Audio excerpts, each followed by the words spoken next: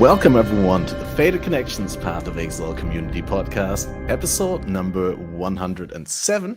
Tonight we're here with a special roster of guests. I've heard from Balor Mage that he can't be here for the start of the podcast. He might make it during the duration, but we'll see whether that can happen. But we got another 3 amazing guests. Like with the new technology, we're not limited to 2 guest slots, and if guests vary or come in late or leave early, it's not a problem as it was before, just breaking the layout, but now that doesn't happen anymore. So we're very flexible now. So we'll just get in the guests and we start having a great time. And if Balor shows up, then that will be great. So first of all, we have an amazing Path of Exile community streamer here, a fellow cat appreciator and awesome cosplayer. Let's welcome Denny Pon. How are you doing? Oh, I'm good. How are you? Pretty okay. Well. It's good to have you on. Thank you. Let's see who else can we pull out of the hat. We got another amazing power gamer here who goes by the name of Ira. How are you doing? What's up? I'm doing pretty Glad good. you could make it. Yeah. I'm sure we're all excited to share some interesting topic. And we got the one and only guy to beat Shaper on a steering wheel. Let's welcome Mr. Burger Brush. That's a good catch, actually, man. Not a lot of people actually seen that clip, but that's funny you bring that up, actually. It's great. I really enjoyed the content. That was before official controller setup even, right? Yeah, that was a couple of leagues ago. Maybe Ritual League or something like that, I think. I did that. Yeah, that's a while ago. You should try it like now with the official controller support. I heard there's a number of advantages with official controller support. Just as, for example, you can spam stack decks apparently with just one button on controller. Oh, yeah. Yeah, I'm not sure how that works with the steering wheel, but I guess I could try. I actually want to get a controller literally just so I can open stack decks. Yeah. Biggest quality of life. Do you actually need a controller to like use the controller mode, or is there like a software with which you can emulate a controller with the keyboard? I don't know, but I mean the whole point is like just to alleviate wrist, right? So it's like you get a controller, do that, and then I don't know, use it for other games too. Sounds great. So before we go into the many topics that we can talk about with Path of Exile and this league, despite us sadly not having any news in regards to the balance state of the league and possible future adjustments, but I'm sure we can talk about a lot. But I think it's great if we just start to give people a little bit context by talking about the build that we started the league with and how far that it gets you. Let's start with Danny. Do you want to tell us what you've been playing? Oh, yeah. So I actually started the lead as Cold Dot Elementalist just because I thought it'd be pretty comfy to start. I'm on track, I'm pretty sure, to beat everything that I need to with it, like all the bosses. Maybe not Ubers because it's a horrible like single target build and incredibly slow, but so far so good. It's just something that I was able to start with like minimal investment and I knew would make it through the campaign without suffering as much. Yeah, so solid start. Yeah, it's certainly great with the chilling ground and slowing down enemies. I've heard that it caps out at like around 2 million DPS or something like that with really good gear, but you could easily transform it into Vortex Ignite, I think, if you really wanted to continue play the same skills. Yeah, I'm thinking for the most part, aiming for other things. I'm just using it as like my farmer, my starter, but it's definitely something where it's like you can feel comfy for quite a while starting out the league without putting too much currency into it, which is really nice. Yeah. So. Yeah, I feel that on Cold Dot. I've done it in HCSSF, and it's always a great all-rounder. What build did you go with, Era? I started Slayer Bone Shatter for Private League. I pretty much only started it just to rush 100, so I hit 100, and now I respect to Champ Poison SRS to do all the bossing and all the challenges on. So far I did all the Uber bosses except Exarch, but mostly didn't do him out of laziness, kind of. But yeah, been pretty good. Crazy. You've been busy. Yeah, busy. And you, Birger. I'm sorry, I said Birger because there's this. Recently, there's a YouTuber popping off. It's called Birger, who does like kitchen content. And I should collab with him then. yeah, definitely Birger and Burger. No, Yeah. but yeah, what have you been starting the league with?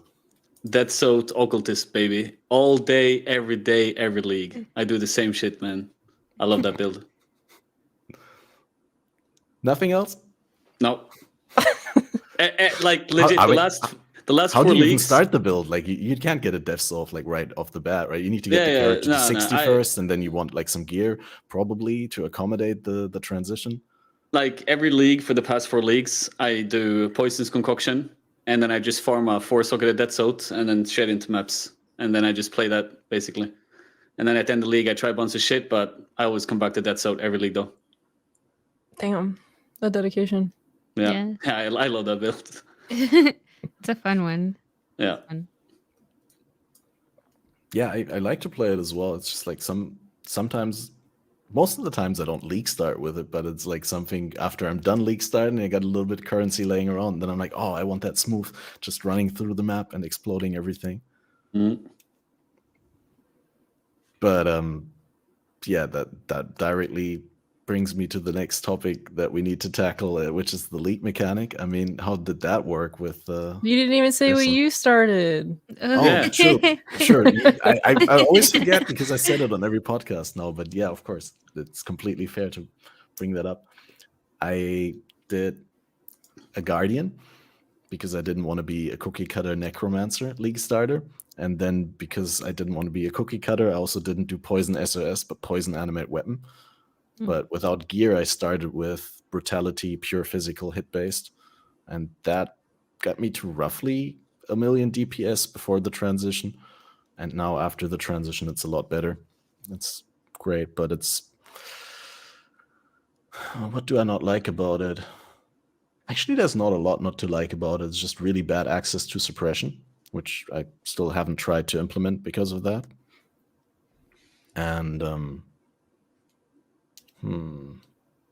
I guess while you're leveling it, the ranges aren't that great on the auras and everything. You need to be relatively close, so the minions have all the buffs. But now at this point, I could just wait and get the Crucible monsters down with one screen distance, safely around the corner in the Crimson Temple or in the Defiled Cathedral. Just feel like looking.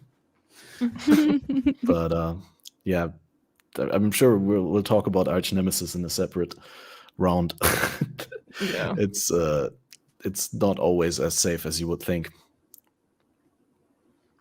But yeah, it's fun. But I'm really curious to hear what you think about the mechanic. Are you engaging with it on a map to map basis? Are you like doing the Crucible every map? Do you channel it a lot? I do it every map, but at this point, just for the sake of getting the higher tier geodes, crystal ones. So you need to full channel it always, right? Honestly, I haven't looked at it too much. I always full channel anyway, just because the build I got right now, it's pretty tanky, so I gamble on it. But I haven't dropped one at all. Not a single one? No. Wow. I mean, and then I turned into Darky stream, and he dropped like 4 within an hour, and then I just wanted to go to sleep after that. But yeah, full channel to try and farm up those. I have a unique weapon and a rare shield. I feel like with special rare or special unique weapons, like you can put one tree on it and then you're like kind of one and done unless you farm another.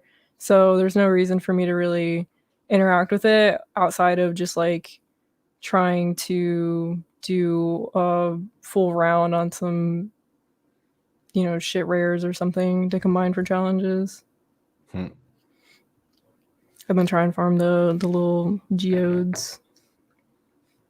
For context, you're playing in a group found? Yeah, league again? It's a group private league. It's about like I think 40 people, 30, 40 people. that's fun, but it's like tough on the availability of some things. It's like basically SSF for a lot of stuff.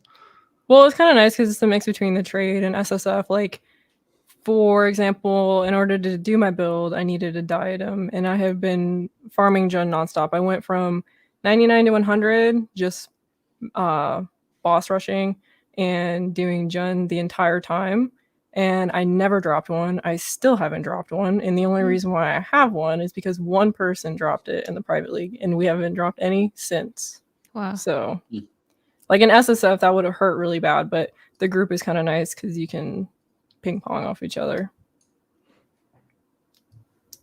I always felt that as well, that like playing group sounds much more fun than playing just solo self-found, because I've been thinking about playing solo self-found a couple of times, but then it's so boring. Like you kind of get stuck, like you say, like in this one specific thing. But if you play with other people, you at least can trade items with each other, and it makes for a fun, more challenge altogether to do something. Yeah. So I've been thinking about that quite a bit myself as well, but I just never do it. I just always play softcore and don't really do a lot of other things, you know. But yeah, the group solo self-found sounds like something I would definitely try out sometime, I feel like. It's a good on like time factor wise too, because I like to min-max a lot. Yeah. And that's really easy in trade and not much of a challenge there. But if I do SSF, it's like such a time sink for me because I have the impulse to try and min-max that it's kind of hard to do with school and work. So the group SSF is like a happy medium between the two. Yeah, I was gonna say you should at least play Badger's Private League, Burger, for a week or so. There are so many good private leagues, every league. I just never end up doing any of them. I don't know why, actually. Like there are so many people that make so many good private leagues. But BPL is like organized teamwork. Yeah, I know. Like every league, people ask me, like, "You gonna play that?" I'm like, "Nah, maybe. I don't know. I should, but I guess I'm not going to." It's a rough commitment. I get it. Denipon, what you're playing softcore trade as well? I am playing softcore trade. Nice for me, softcore tradie. I know. I feel like I interacted with the Crucible mechanic obviously before they made changes to it far too much during campaign. It was a mistake. A horrible mistake. And my build actually just gets savage because I'm a greedy player and I'm like, I don't want to wait, and I get very frustrated when I have to unveil the tree. So I, for the most part, have been leaving it until I have a build that's going to unethically survive it. Yeah. Yeah. Yeah. I don't enjoy it too much. Yeah, I'm blind to the Crucible. I don't even see it in the map. I mean, to be completely honest, I would be lying if I said I wasn't. Like, I didn't have times. I just didn't feel like doing it because I was like, no, I actually finally want to get this level up. Yeah. So it's like, I know people have been saying that it's probably easier to run for unveiling trees and lower tier maps, but I'm still so focused on trying to get all my endgame stuff together and trying to move into my next build that I'm like, there's plenty of time for me to click the Crucible. Yeah, that's fair. Right now I try to like at least have a weapon with me and try to unveil trees, because obviously in trade, when you hit something good, there's also the chance, if it's not good enough to use as a base, but you could at least sell it because someone else wants to smash the bow into his bow and like try and make a better tree from the two. But then I also don't really know which ones are the chase ones yet. Like I need to research that, and I don't know. I really don't feel like researching all the time or doing all these things. I just want to sometimes blast maps and I feel like the min-maxing is like kind of a headache in terms of Crucible tree, because like the amount of time and effort it takes to learn it. See if somebody can figure out, any kind of deterministic way for it, and then actually do it and get something decent. It's so much time. Yeah. Yeah, I'm in the same boat as Denipon. I have selective vision where I just don't see it. I'm in the map. I don't know. Crucible, I don't see that shit around here, man. But it's like I say as well, Era. Like it's a lot of there's a lot of potential for min-maxing, but then you need to know everything and you need to research so much, and there's so much time effort that you need to put into it compared to other leagues where I feel like you don't really have to put that much time effort into doing one specific mechanic where you can just pop in and just have fun, whatever. Like there's so much research you need to do this. And it's just boring to me. I made one decent bow for my build and I'm happy with that. And now I just don't do it really. I'm going to do it for challenges and then that's it. That's the same. It's like you get a decent tree on your what you're carrying, and then it's like, okay, I'm good now, and then that's it. Exactly. I think I've tried combining. Well, I've really only been combining for the sake of challenges, and everything that I've combined, where it's like, oh yeah, this should work out this way. Hopefully, I keep this and get rid of that. Just not even because I want to use it, just observing, and it's like it's always. Like not, like there's no point in combining it at that point of what the result is. Yeah. Or like Karn's clip of where he got, one node and it's like, okay. Yeah, you did it. Did all that work. You did it. Congrats. Yeah. Yeah. So I'm more inclined to, especially because I'm on trade, like look for a tree or like ask around if anyone has figured out some things. I've heard some things about like the bases that are better to pick up and save to unveil and hopefully get a good thing. Obviously like the explode totem bows, like those are probably really good. But for a very long time at the start, I was suffering through the Crucible just to unveil the trees, and I'm just I can wait. I can wait. Yeah. What are you waiting for though? A build for like a good item, or for them to change something? No, for me personally, I'm waiting for a build that will not just get obliterated by full charging, because I can't. Okay. I am So I do have my explode totem bow ready, so I'm just amassing currency to invest into that. Yeah. Nice. Yeah, I've seen a lot of people lean into the totem build. Is that the end game goal? That you make a second character and just destroy the game with that? Yeah, most of the time I always like to try the unethical builds, especially because they don't survive, and especially because this is something that is like unique to the tree itself. I figured it'd be something fun to do. And then after that, because the build will be strong, it'll be much easier to like do all content without like too much thought, and it'll lead into trying other like fun things that people have come up with, other fun different builds. Yeah. Makes sense. Are you motivated to try the totem build at all, Ira? You have a kind of math face in response to the totem build? I got it on like the second axe of the league that I put it on. I'm like, those numbers look kind of stupid. And I was trying to think about it. And then, obviously like 2 days later, somebody comes out with the devouring totems, big busty build. But I don't think that I'll play it because the playstyle to me just looks like, I mean, it's totem. So I played EA totems last league for the sake of challenges and all the big bosses. And that was really smooth and everything. So like the whole totem playstyle, even though it's huge damage, I think I'd just rather play something else. Yeah. Yeah. It's probably it's not that interactive. And at the end of the day, it's still like a trapper, like mine type build. So it's a little boring. It's like throw all your stuff, run away, hope for the best. So I'm already playing a delayed damage build in a sense, just because it's poison. So I don't really want to deal with like any kind of like a stutter stepping wait around type build. Yeah. Even if it does instantly blow up. Yeah. But yeah, the build definitely looks kind of busted. There's a couple people in the private league that are farming for it, and I haven't looked too much into it, but like the temple gloves are highly sought after, and those are kind of hard to acquire, especially multiple sets of with the vial in like a small trade league. So that's kind of another incentive for me to probably not try the build.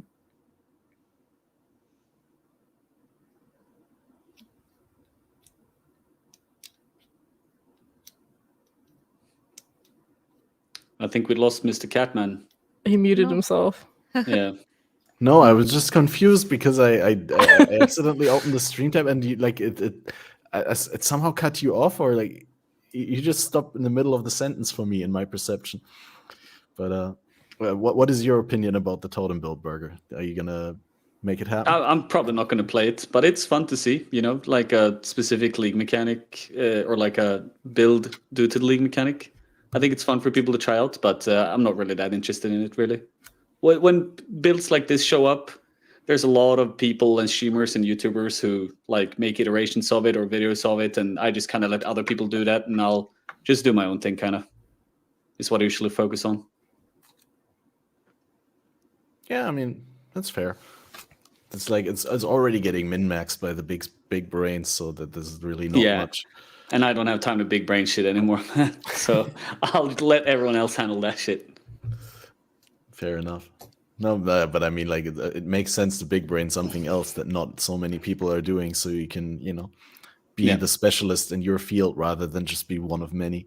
Yeah. No, that's fair. Yeah. I was just checking. I did see that unlike the last times, we didn't go live on Twitter. So I was like tweeting and telling people that if they want to watch it, they can't watch on Twitter this time. Unfortunate. But do you have any great, interesting items that you want to share? Or like what's the best thing that you've found so far?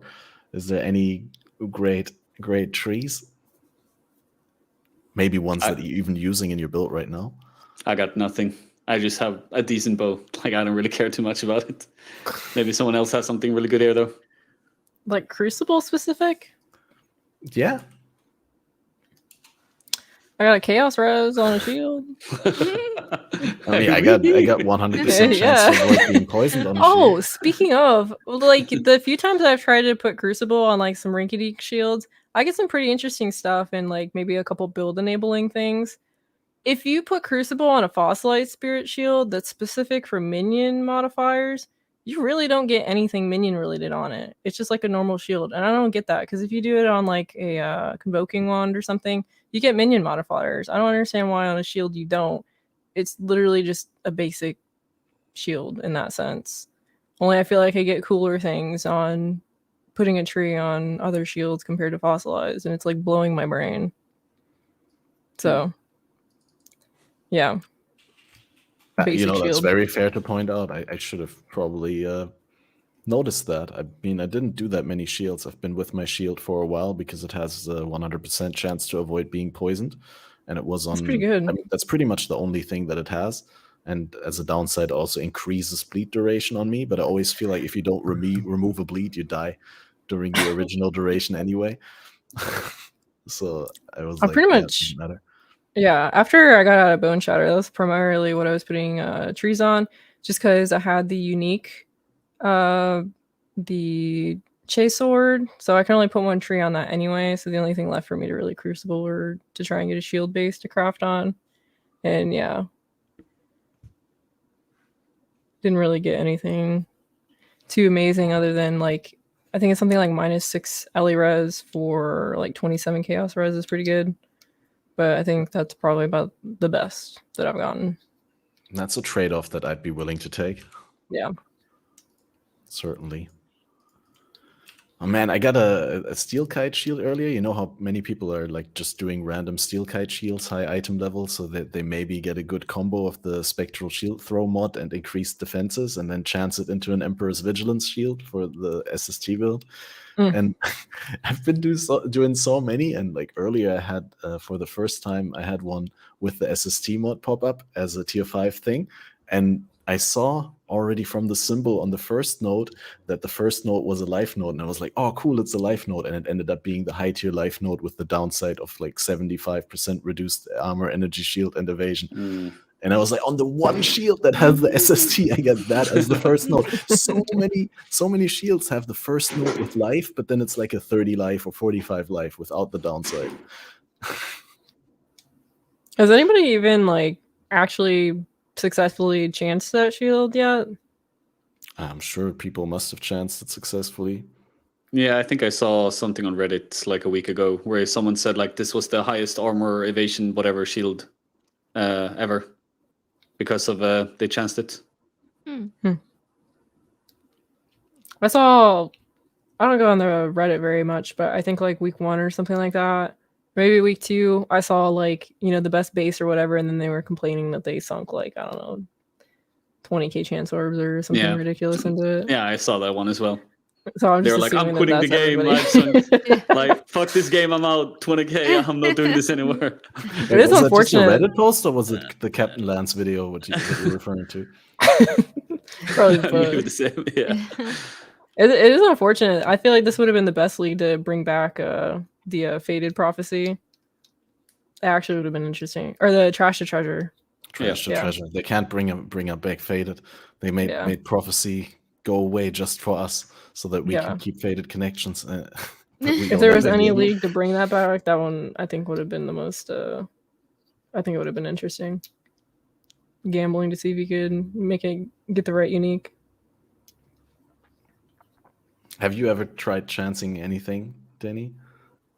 Not recently, not at all. But I haven't really felt the need to. Like I said, for me, it's difficult to plan on doing anything for the trees right now because I'm just so Crucible avoidant.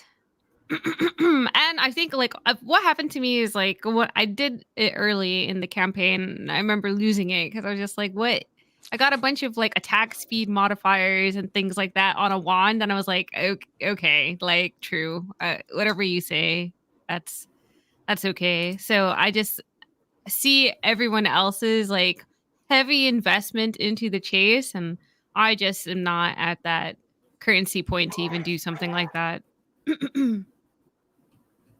Yeah, that's fair. And I mean, it really doesn't. I mean, I often get fear of missing out, but like when I'm actually doing the Crucible, I never feel like, oh, I would be missing out if I didn't do it. Yeah. Yeah. I have to remind myself sometimes of why I'm even doing the Crucible, because I'm like, why am I even bothering with this right now? And then a random Geode will drop. I'm like, oh yeah, I'm trying to get crystals. Shit. Yeah. Yeah, so these crystal things are insanely rare. What are you gonna say? How many different geode types are there? Because I think I found like 2 different ones when I was still trying to find them, and immediately I was like, oh, I'll save those to do later. But is there more than like? There's the one with nothing on it. There's one that gives a tree to uncorrupted unique. There's one that removes from a non-unique. And then did I say add one to a unique? I think there's like 4 or 5. But they all but they come out of different ones, right? No, so you have the regular geodes and then you have the crystals. The regular geodes all have, it'll be like the first line or something. Yeah. All of them can combine trees, but the extra altars are different per geode, and sometimes you can have multiple. Yeah, exactly, on the explicit mods, but like the one that combines trees on uniques is a separate one. Yeah, that's on the crystal. Yeah, that's what I was trying to say, exactly. Oh, yeah, but the other ones come out of the igneous geode. I did get a regular geode that had the line something like modifies any nodes that sell for like a quantity of currency or something like that. Like the multiplicative one. Forged items have a Crucible passive skill that modifies the sell price of the item if possible. Oh yeah, there you go. That one. I thought I thought there was another one that said I don't know. Something about modifying like how much it can sell for if it already has a can sell for node. Oh yeah, like doubles it or something like that. Maybe, yeah. Maybe I haven't seen that one yet. I was just looking through the ones that I have here. I don't have that many, and like I've also never seen a crystalline. Yeah. Same here. Hard to see them if you don't interact with the content too much, you know. I hit egg before I even like batted an eye at that one. That was sad. Yeah. Yeah. Yeah, all the currency ones I have found have been for finding like the remnants or the geodes basically. And they're all pretty similar for me, nothing too crazy. Have you done any of them? No, I'm saving them all. Saving them. when I found them, like my build was basically like very horrible at the start. Now I can probably complete them because they're, I don't know what are these items. Oh, are they always eye level 80? I guess. Yeah, I haven't found anything. Yeah, it's The just regular geodes are 80, and then the crystals are like 84, I think. But you can still run them. You just don't kill anything. You just run to the altars. Oh, that's fair. Yeah. And then if there's ever something that says like drops anything valuable, like it can drop weapons or shields or anything that have trees on them already that are they can have special nodes on them. So I pretty much just run through the whole thing to whatever altar I need to get to so that the monsters spawn, because I don't like running a couple steps and waiting for each one to spawn, and then you come through, kill everything, and then leave through the portal. Pretty easy. Yeah. But there are some that are super rippy, and if I just need the altar, I just run to the altars and then leave. It's not like it makes a big difference in terms of the rewards that you get. Yeah. Some of them have pretty crappy rewards. Yeah. I think the geodes are pretty disappointing to me also, because I was under the assumption that when you got to the end forge, in order to use it, there would be like a boss fight or something like that. But there's nothing. You just use the forge. Or that you at least have to clear the thing in order to use it. Yeah, or that. Something. Yeah. Yeah, like I have ones that are just like, I don't know, like the uncorrupted, add the tree to the uncorrupted unique item, but like everything else that's on there it just looks like I'd have to run through the entire thing to get to the altar. Because it's just like messed up monster mods instead. But I guess this is also the only way like the monsters from Crucible drop gear or something like that. Well, I mean, you would think from the mods that they drop things, but It's not really how it works. Oh no. well, they say things like weapons and shields found have 10% chance to be fractured and all that, but yeah. and I can't say I've cleared a whole lot of them, right? Like I've like run through 2 or 3 of them to the forge, use the forge, and then try to clear as much as possible. And I think the first one I did, I completely got wiped. Like I just died 6 times, lost all the portals. But then the last one I did, I cleared fairly easily. Probably had easy mods, but in terms of like actual loot, I didn't really see that much. Maybe my filter just filters a lot of it out, but I kind of have to turn my filter off for those, especially because somebody in my league had mentioned it's worth like trying to look at what drops in there that comes with the tree for any special nodes. So I pretty much just turn my filter off for it. But can you filter for specific notables already? Like when they come? I don't think so. I just turn the filter off. Well, not off, but I turn off like the base filter for mine because it just shows if anything has a tree on the floor. But of all the ones that I've picked up, I've maybe gotten like 4, 5 at most from a geode that has that line that has a tree, but none of them have been worth a shit. And then if it has like the magmatic line, I think the most I've gotten from a geode is like 2 ores. That's it. Damn. And then I don't really even use the ores anyway. So, yeah. Yeah, it's overall seem underwhelming. Yeah. A little bit. Yeah. I mean, I try to be very positive, and I try to like always give the developers the benefit of the doubt and defend them if possible. But with this leak, it's getting increasingly difficult. If they would have just added a, I don't know, like a holder like Scourge had for an item that you're working on, I would have less of a reason to complain. But like when I was trying to get trees on lots of things to try and look for bases, it's so hard keeping it in your inventory and then trying to organize what you're putting a tree on and what you don't need a tree on. Yeah. Oh yeah, because it always prioritizes whatever's like automatically equipped first, right? And then having to like take stuff off. Yeah. Whatever's the first one thing sitting on the left side. Yeah. That's another reason why I eventually stopped, because I was like, okay, it's fine. If I die, it's softcore trade, like whatever. Like I just want to see what's on the tree. But so many times it's just me playing like stash Tetris to move all my stuff around, and it was it's something. I don't know if it's something I enjoy, but for the people that do enjoy it, I'm glad. But the Crucible is not particularly my favorite mechanic to interact with. If you guys actually have been wondering something about this league, I had a discussion about this not too long ago about my opinions on the league and how they design the game nowadays. So I have a question here, if I may, Mr. Host, Mr. Catmaster OP. Go for Yeah. it. That's, I mean, So, you're here to bring your individual takes and value yeah. to the podcast.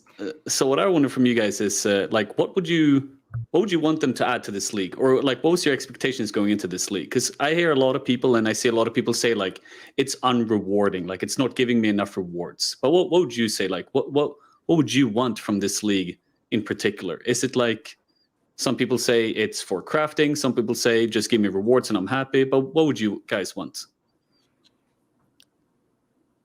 I like crafting.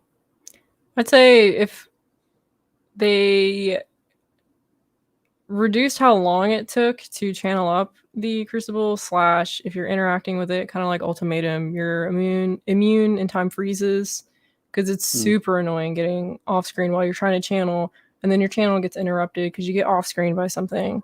Yep. So something along those lines, and then also make it easier and more satisfying to combine trees, because I have all these geodes that I'm not using because I'm not combining that many trees, because I just don't really see too much of a point. I don't think I've combined anything this league that had like any sort of a upgrade, even when I tried to go about it a more deterministic way, which is kind of hard in like in SSF or in private leagues, because people in trade can just, I mean, you can scroll through trade and find the nodes that you want and then gamble on that. But if you're in SSF, you can't really do that. And farming up that many bases to even try that, it's just like, why am I even bothering? Yeah. It's like So for whole...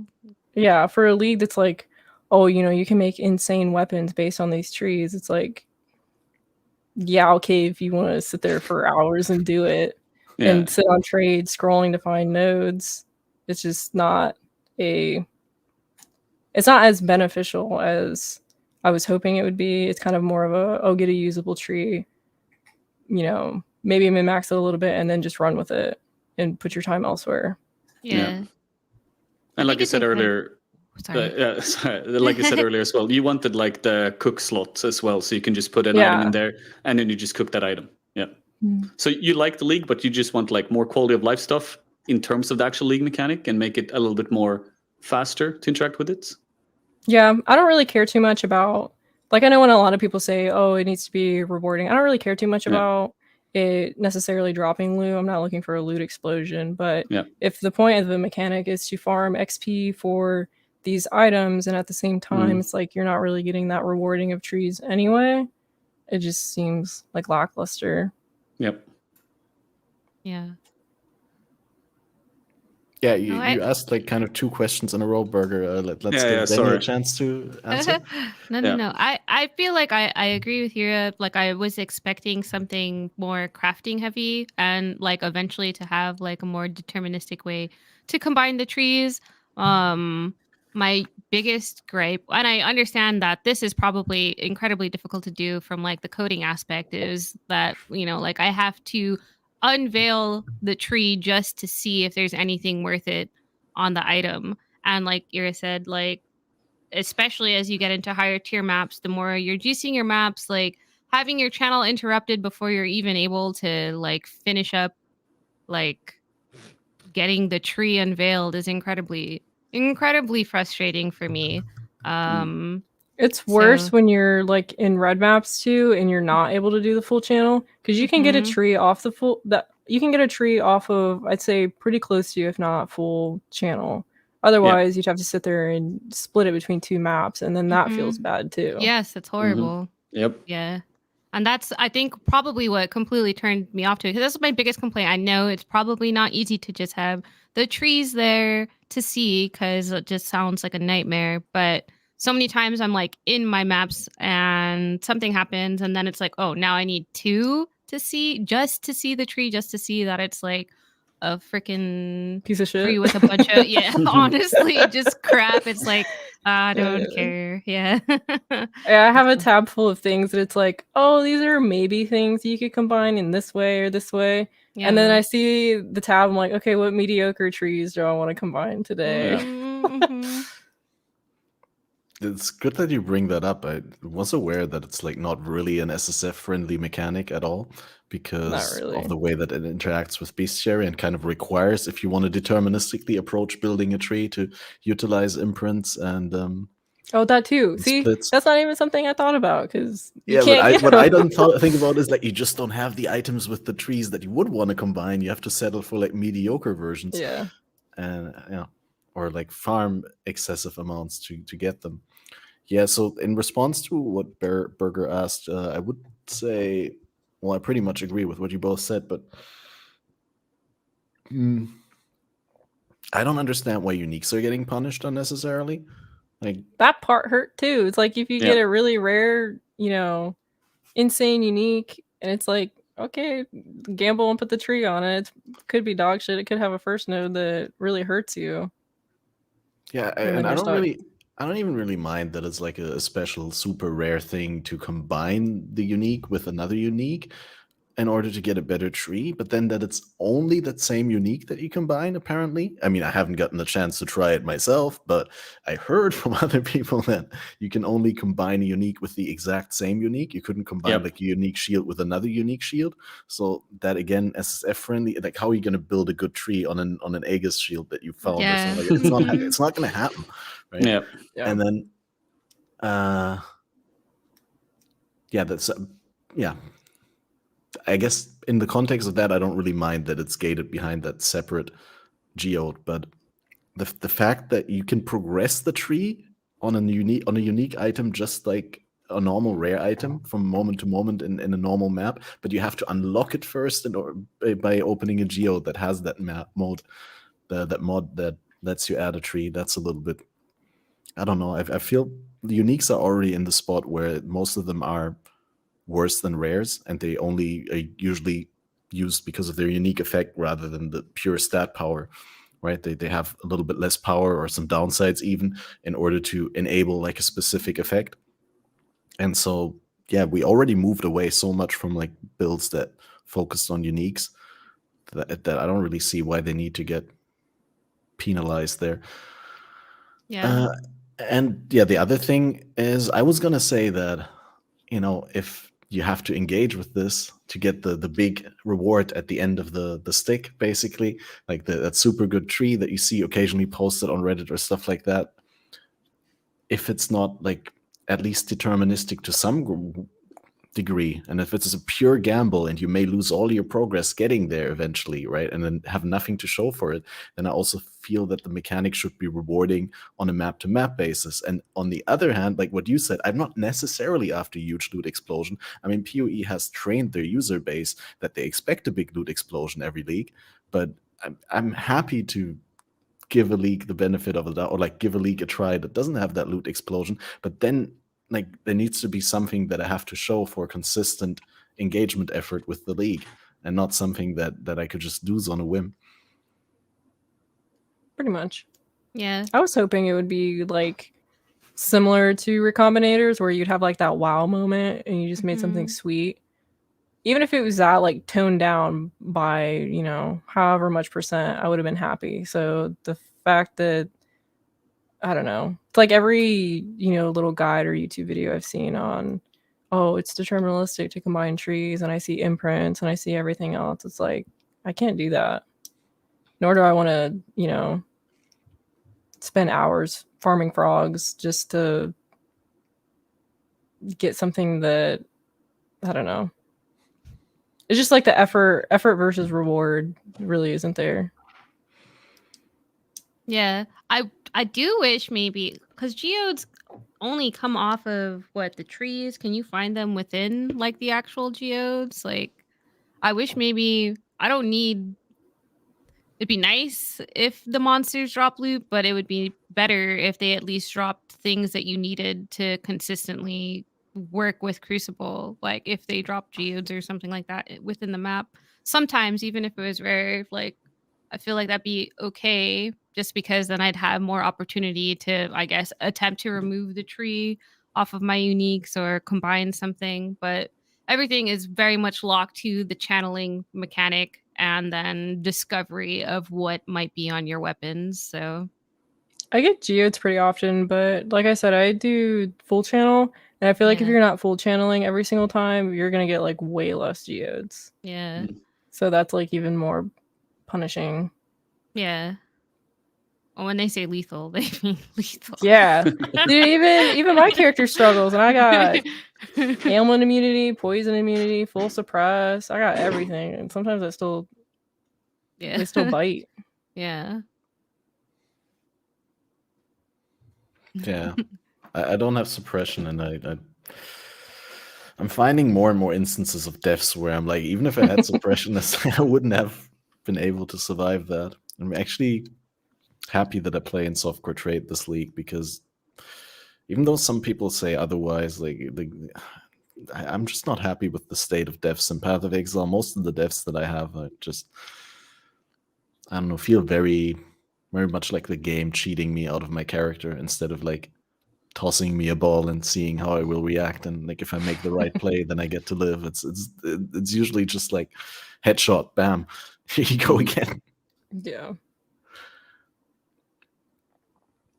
Yeah. I mean, like, yeah. If you played if you play hardcore as well, like you talk about era, is like you want a full channel. Otherwise, you got to do it in 2 turns, and that's just going to make it more boring. But if you're playing hardcore, like, do you want a full channel every map? That's just going to be like a death sentence. So then you're forced to take it even slower and even slower. Like you have to interact with the league mechanic even slower than usual because you're doing that as well. Like I have to go to 50% one map and then 50% next map, and I can never go above it because I'm just going to end up dying. So yeah, I can definitely understand like why a lot of people choose maybe not to play hardcore for this league if they want to interact with the league mechanic. In most cases right now, though, people are realizing that like they don't care about the league mechanic maybe, so maybe they're back to playing hardcore. I don't know, but yeah, it's weird. Yeah, I had a good one I wanted to show real quick. So I'm so happy I'm not playing hardcore, but basically farming beasts here in the Felt Cathedral, right? And so I run up to the strongbox, right, into a yellow beast. Obviously, at the pace at this game is played, there's no time to read the modifiers on the yellow beast. Open the strongbox. Oh, it's a DD box. Run away. Boom, dead. I wasn't standing on the DD. It's that stupid effigy voodoo doll spawned by the yellow beast. Oh, okay, yeah. And that tanked the entire corpse DD. And then I died because of the reflected damage from the bond. And it's just like, it feels such a gotcha moment. Like, why? That's a good one. The doll took all the DD, so you die. Yeah, normally those dolls don't do that much damage anymore, right? Like they still nerfed hurt. it. They still hurt. Especially if you sit with it tethered long enough. But yeah, I mentioned this one in the beginning before we started, and just wanted to show it on stream because I thought this was so silly. But what usually gets me is the crystal skin one. That one that used to be called crystal skin that spawns the purple crystals. And last podcast I brought this up, actually, Ziz brought up that it has a very clear audio cue, right? There's like a clink, clink, clink sound when you hit the crystal skin monster and it spawns the purple crystals. And today, after explicit testing, I can tell you guys, when the minions hit it, it doesn't make that sound. It sounds like every other thing that the minions hit. And better yet, that's something I also mentioned already, but I need to mention that again because if you haven't played a minion build around those, you don't know. So the minions hit it, but the crystal doesn't spawn under the minion that hit it, but it spawns under the summoner. And you don't get a sound. So it happened today that I was like standing around a corner in Crimson Temple, like waiting for them to kill the rare Crucible monsters that I just spawned. And then everything died, and I get the big visual effect on the characters. Like, yeah, I got the tree unlocked, and then boom, resurrect in town. Because I just couldn't see the crystal skin crystals. I wonder if it's by... If it is by... No, I wonder if it's like different for each like type of summon, because I can hear it with Raging Spirits when they attack. I can hear the maybe I'm just like each attack. I need to try it again. Maybe it's like just something with animate weapon, or it's like the base animate weapon hitting sound is very similar to it because it's like Yeah. metallic more so than Raging Spirits. That's possible, yeah. Yeah, because we talked about this, like you said earlier, Ket, and I think like the crystal is supposed to spawn under you. Like I think that's the intended mechanic, but you should have a visual audio like cue. Or Yeah. sorry, audio cue, not visual, but like you should have an audio cue. I mean, in order to I understand that prefer the both mechanic is there. actually, visual Yeah, and yeah, audio. I mean, visual, the yeah, crystals are the exactly. visual, but Yeah, if you they stand can on be top hard to of them see. with Yeah. a character that's stacked with MTX, you don't see them. Yeah, for sure. Yeah, like you should be able to hear them at least. That's for sure. Yeah. So it's weird that you're not doing that. Maybe I'll it's try and like record some extensive footage later or tomorrow and make sure whether I hear it or not. Like really like blasting the volume, like no music in the background like I have on stream normally, just going through the map and finding those crystal skinners. there's a selective vision here, and then you have the selective hearing. You just choose to ignore them, man. You're like, no, Maybe. I don't hear them. No. I'm If I willing don't to hear them, learn. they're not there, man. Oh, yeah. You have any pet peeves with deaths and Path of Exile? Anything that always gets you, where you think you could be smarter, or maybe something where you think like no matter what you do, you die anyway? It depends on how you play the game, I guess. Like you said, right now, Path of Exile for a long time has been like a lot of people play it very fast paced, and there's a lot of things happening.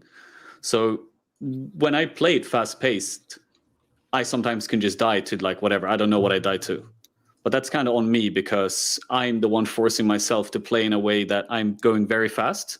And if I run into a screen where there's hundreds of mobs and there's a bunch of rare mobs and they have all these mechanics and everything that's happening, it's hard for me to actually interact or understand all the mechanics that's happening. And then it's obviously easy for me to die. But it sucks as well because people have been, like you said earlier, like trained in Path of Exile in order to play the game in certain ways. And we are mostly trained in order to play very fast paced. So that's what I want to do. And then I get punished for playing fast paced. So sometimes it's like, oh, I died. I don't know what I died to. It sucks. But at the same time, I can't really complain because I'm the one going that fast. And I'm the one not looking at all the rare mods. I'm the one not building enough defense and shit like that, you know? So it's a little bit of up and down for me. Like sometimes it's like, why did I die now? What the hell? And sometimes like, yeah, of course I died. The whole screen is full of shit, you know, like, and I can't see or interact with all of it in a way that I should, perhaps. That is a very generous statement. yeah, I guess. I have this habit where in the Uber Shaper phase, where you can't be shielded by Xana's shield and he's spewing all of his purple shit everywhere. If there's an overlap of him spawning like 2 or 3, for some reason, instead of going away, I just really want to run into like the center of it. So I have to hold myself back a lot during that phase because I see all these purple flashes. I'm like, oh yeah, let's go over here. And then I die. That's the wrong play to be in the middle of them. Yeah. Well, I try to run off to the side and try and avoid like where he's, bouncing to avoid the circle. But I always get caught in this thing where he like spawns 3 right here, and then I just want to go right there. I need to pay more attention to those fights. Yeah. You mean like the Chaos Projectile Nova, the purple proj thing? The bullet hell, I guess. Yeah. Yeah, bullet hell. Yeah. In Uber Shaper, you can't stand in the center for the shield. There's no You sound. just have to run around. Okay, no, but I thought you meant you go to the origin of the Nova, right? Like the middle, the center of like each where one. the projectiles go. Yeah. Because if you're running to the center room, that's when you're most likely to hit, multiple projectiles instead of like being away from that. Ah, okay. Then they spread Not out. at the center of the arena, right? Yeah, okay. Yeah. Then it was just me misunderstanding what you were saying. Might be. That makes sense. Do you die a lot, Danny? Or are you All playing the super time. safe? I mean, similar to what Burger said, like I like to go fast, even though my build is not a very fast build, and that I get punished for a lot. I remember long ago, it seems long ago now, when they were like, "Oh, we're gonna put the modifiers in a clear, readable way on the monsters, but who's able to read what's on the 50 rare monsters in front of Yeah. you? Like, that's incredibly difficult to do. Sometimes you die. Mostly for me, it's right now just dying to what I know is going to kill me. Map modifiers that, you know, I've veiled onto my maps, and I'm like, well, it is what it is now. Yeah. I mean, at least Like, if you I have the guess I will feeling. be hit for all of this crit, and the elemental weakness gonna be good. I'll be Mhm. fine. Yeah. I think probably bossing wise, like, I don't know. I keep trying to do Uber Sires because, you know, I will overcome, but every time I'm punished because it's very much to like when Cyrus first came out, and I'm like, wow, there's storms everywhere. Can't believe I just dashed into that, moving away. That's so crazy. Yeah. So I'm like I'm I just mash a lot, you know. So that's very punishing in the game, you know, making a mistake and using up all your flask or just dashing into something that you shouldn't, flame dashing into something you shouldn't, and it's stupid. It's my own like lack of control, but it is what it is. I mean, if I you at like least that have the way. feeling that you're in control and that the deaths happen because you made mistakes, then that's, Yeah, I it guess, feels a some. little bit better. Like, oh yeah, that's my fault. Sometimes when it's like, I don't even know what killed me. I didn't see any monsters on the screen left, so what hit me? Who knows? Yeah, those Yeah. are the worst ones where you don't really feel like you can turn it into a learning experience because Mhm. you're like, really, I don't know what to take away from this. I don't know what I should have done better. And that's one thing I learned, like playing Dead Zone for so many leagues now. Like Dead Zone is just like run, run, run, and everything just explode, right? Mhm. And Yeah, then but like don't I run made backwards because Barrett. yeah, that's like actually true. Like I made like for the past couple of leagues, I made like one guide for like Dead Zone, and I try to keep it updated. And a lot of people ask me like, "Hey, I'm dying a lot. Like, how are you like level 99 with like 50 or less than 100 deaths and everything?" And I just tell them like, well, the one thing I learned from playing Dead Zone when you just run, run, run and make everything explode is that like you don't stop running and you never go backwards. Because the way that certain mechanics work in Path of Exile, if something is shooting a projectile where I'm standing right now, if I move, the projectile is not like a heat-seeking missile. You know, it's not going to chase me. So if I keep moving, I'm usually going to dodge everything, and I'm usually not going to get hit by certain mechanics. So I just learned that like, as long as I just keep running, I'm probably going to be fine most of the time, except for things like Dennis said, where like, oh, I have crit and I have lowered max res on this map. Yeah, I can get one thing touching me and I'm going to die, and that's understandable. Mhm. So it's yeah, it's a little bit about like knowing kind of what you're getting yourself into and what defenses you have as well. But then sometimes you also have these random deaths where you're like, there's literally nothing on my screen. What the fuck actually killed me? You know, like what's Mhm. It reminds me of traps in Uber Lab. Like you just don't think about them; you just have to run. yeah. Yeah. That's Yeah, true. the more They're you actually a panic lot. about traps, the worse it gets. Yeah. They're a lot worse if you hesitate and if you're like questioning, double guessing yourself. Yeah. Mhm. Like Yeah, if you just close your eyes and run, like you don't take damage. But if you're really focusing and concentrating, then you get hit by this, and then the blades come, and then this hits you, and you're dead all of a sudden. Yeah. Yeah. Have you guys died to like ping difference though? That's probably been the most frustrating thing to me this league. Like small rubber banding, it's like so minute yeah, that like or it freezes you for like. barely register it, and then I'm like, okay, I definitely moved from this, but I guess according to the game, I was still there and I die. So that's happened to me multiple times this league, and I that's like something entirely separate. You know, it's frustrating. I don't So think I've noticed it too much this league. Because the random DCing stands out the most to me, or getting kicked from yeah. instances. I had Yeah. I don't remember what invitation, but the last monster in this invitation had like 2 hits and it kicked me from the instance, and I lost all those witnesses Oh and my that gosh. invite. Yeah. And it was so funny to me because I was inviting people into the party like, can you go into this portal? It's like literally 2 hits. See if you can It's kill yeah. it. they would get in the portal and get kicked from the entire instance. Oh It my was gosh. hilarious. Yeah. But it was like stuff like that. It's like, I don't know. And then I was trying to help somebody else get their witnesses.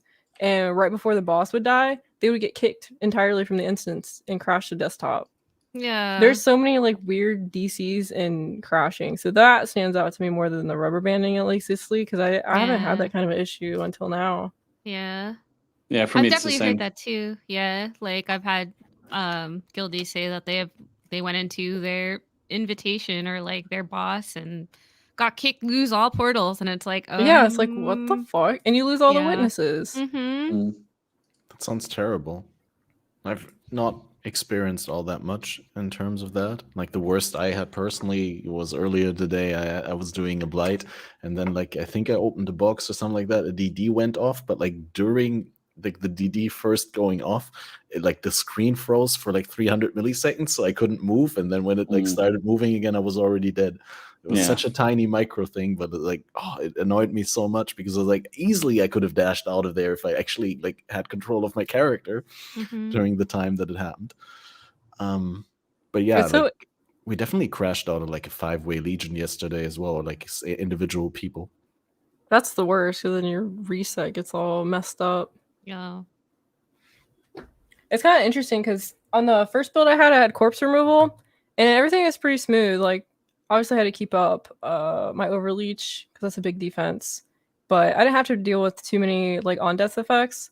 And then respecking into champ, it's like a big hit in the face where I've had to relearn on death effects, which I think, I don't know. It's kind of humorous to me, like, because the little poison balls I didn't have to deal with at all. I didn't have to deal with DD, and now trying to like retrain my brain to run away from things and avoid and make sure I don't get hit. Kind of sucks. Yeah. Love corpse removal. Wish you could get it everywhere. Yeah.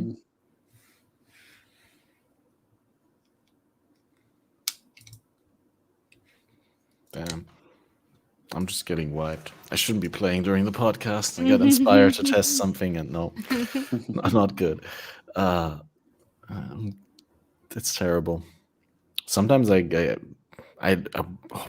great that I'm not playing Cast on Death Portal, because if you die in a Crucible and the portal is in the Crucible and you try to get back into it and I get in there, and like especially as a summoner where you have to summon like multiple minions before you can actually start fighting, it's just like you don't get away from the portal. Like your character starts the cast animation for shield charge or for flame dash and you just die in the midair. Oh god. They did say the Crucible monsters would be punishing, but yes, they are incredibly punishing. Yeah. It's the first time I feel like it's actually true when they say, because every league they say like, oh, this league, oh, you're going to get wiped out this league. Then everyone is like, I just go full max and don't even bother with it. Like it don't even hit me at all. But yeah, this league, it actually felt like when you pump that meter to max, you can tell that there's a difference in difficulty. That's true. It reminds me of that's kind of how Delhi was for me too. I feel like I remember they were like, you know, kind of hyping it up that it would be challenging and things. And then Delhi, you know, on its release was just wiping everybody left from right. You couldn't see anything. And it did insane damage, which was unfun at first. But once they like tuned it down those first 2 weeks or whatever, it was still challenging, but like good rewards. But this one's kind of just like challenging with nothing. With Delirium, at least you could like abort Delirium, right, at any time. Oh, if that you too, felt like yeah. it was getting too much. But here, if you already spawned the monsters, there's not really much you could do in terms of like aborting. You could abandon the map. Like I also had that early league. I failed a memory actually, and it hit a crypt map, and I don't remember what was on the map. I fully juiced it, didn't care, full channeled, and it completely blocked my way of even completing this map. And I was like, well, go next, I guess. Yeah. It's their map now. Yeah. Yeah. They live here. Yeah, you can have it.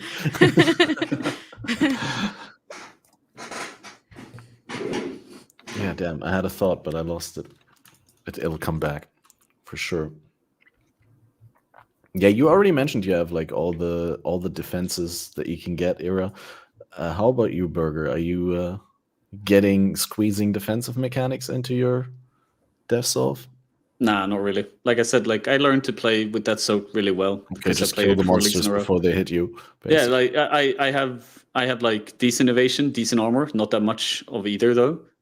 And I play No with British suppression, Veil. no max res, but you have Nah, Cat Chaos, nah. right? Yeah, exactly. So I'm Okay. playing Divine Flesh, whatever it's called. Divine something, yeah. The Mm. one where I get like max res and then max chaos res and then elemental damage is taken as chaos instead. Yep. But yeah, I have some armor, some evasion, and I have Viridius Veil with the magic ring, so enemies hitting you are unlucky. And that's basically it. And then I just run. So like I die quite a bit. Like every league I get like 97, 98. Yeah, I would with, not like, be surprised. Yeah, even like without the Crucible. Yeah, I get like 50 deaths around when I get to like 97, 98. I'm not sure if that's a lot or low. Like I know some people like legit never died, and I know some I'm people sitting get, like, on like 200 plus 500 deaths right now. So yeah. So I had feel like like 50 when 58 I hit isn't bad. 97 this league. Yeah. But like I said, I just learned to like, as long as my character is always running and I don't get one shot from like one enemy hitting me with one attack, then I probably survive most of it. So I just, that's like my ideal thought. Like just keep moving all the time. Never stop, never go back, never pick up loot when there's monsters on the screen. Because if you try to pick something up, then you're going to die. And that's it. And then a lot of people ask me like, how do you not die in the build? I'm like, just keep moving. That's it. Nothing else. Just run all the time. Yeah. And that's my defenses at least. So you're using Balor's filter? Yeah, basically. Yeah. My build's actually pretty defensive now. It doesn't have the most armor or anything. I'm still working on getting spell suppression cap, but it's getting there. But I agree with Burger. Anytime, although I will say this, in maps where like I have juice and there are a ton of monsters, sometimes dashing forward, and I'm specifically probably because I'm not playing Death Oath or something like that, like running away from something and then running into something worse is the experience. This is probably like the most deaths I've had on a character in a very, very long time. Like I'm close to 200, and it's crazy. So yeah, normally I'm like 50 to 100. It goes up when I start to do Ubers because Maybe learning. because you're on a dot build. I know that like sometimes on dot builds for me, I'll die like more in the beginning just because like getting used to delayed damage and running around in circles. Yeah, it Yeah, just same here takes for me. time. Yeah, it just takes the time to kill the monsters, but yeah, sometimes it gets spooky in there. Earlier in the league, like for some reason, Delhi on my map, like going through the mirror, felt extra punishing to my character. Like it felt like everything in the map got juiced to something crazy, but we're getting there now. But yeah, Crucible monsters still, I think most people just want to click all the way because you don't want to split your channeling between maps, but it's very difficult. Yeah. Yeah, I don't full max. Like when I do it, I do like 80%, and then I don't die. But I don't even sure I've ever even tried yet to go like max. Maybe I should try it and see how it is. But I just go 80%, and that's it. I honestly don't see how Death Solve is going to do a full channel unless you do it like in lower maps. Okay, yeah. So I play like Caustic Arrow as well for like single targets to help out. Like that's always just like running, and then when there's a boss or like a tough rare mob, I just put Caustic Arrow. But still, like something looks at you and you're dead. Actually, not really. Like it's weird. Like I don't have a lot of defenses. Yeah, maybe from the Crucible. Like when I do 80%, I don't die. But like I said, I haven't tried 100. So I'm not sure how big the difference is from like 80 to 90 to 100. Maybe it's like extremely big difference. Yeah, so I should probably try that. Yeah. I don't know why I haven't actually tried it yet, because I should try it out to see how it is. To be honest. But, and then you get like all the double unique bosses that spawn. Mm-hmm. Yeah, that's probably. I need the bosses as well. So tanky. Yeah, I need the bosses as well for challenges. So I'm gonna start doing that as well. To be honest, they're awful. I actually like the design of some of them, but I just don't understand where they're so much harder than the Pinnacle Atlas bosses. There's someone who's like really into game design right now as well. I don't know why I haven't even seen any of the bosses. I don't know anything they do, even how they look like. So I should definitely start doing that so I can learn a little bit more about like how they design these bosses. So yeah, you can give us the They look redeeming like- qualities of the design. They look like, and their abilities are meshes of what's already in the game. Yeah, As always. like Yeah. as always, every league. Like there's one, he looks like Omni, but his abilities are like a mix between Omni and the Crimson Temple boss with all the red shit. So it's Yeah. like they all look like morphs of things that are already in the game, and they act And like when- it. And then one's a spider, which is pretty Yeah. much just, was it toxic sewers or something like that? Yeah. Yeah. Waste Except pool, one of when the it two. leaps on you, you don't even notice any damage Yeah. over time. Yeah. and you I just dude, I was so instantly dead. scared. It was leaping around like a little jumpy Mexican bean. I thought, oh my god. But there was no like, on hit damage when it would land, so that's good at least. Yeah.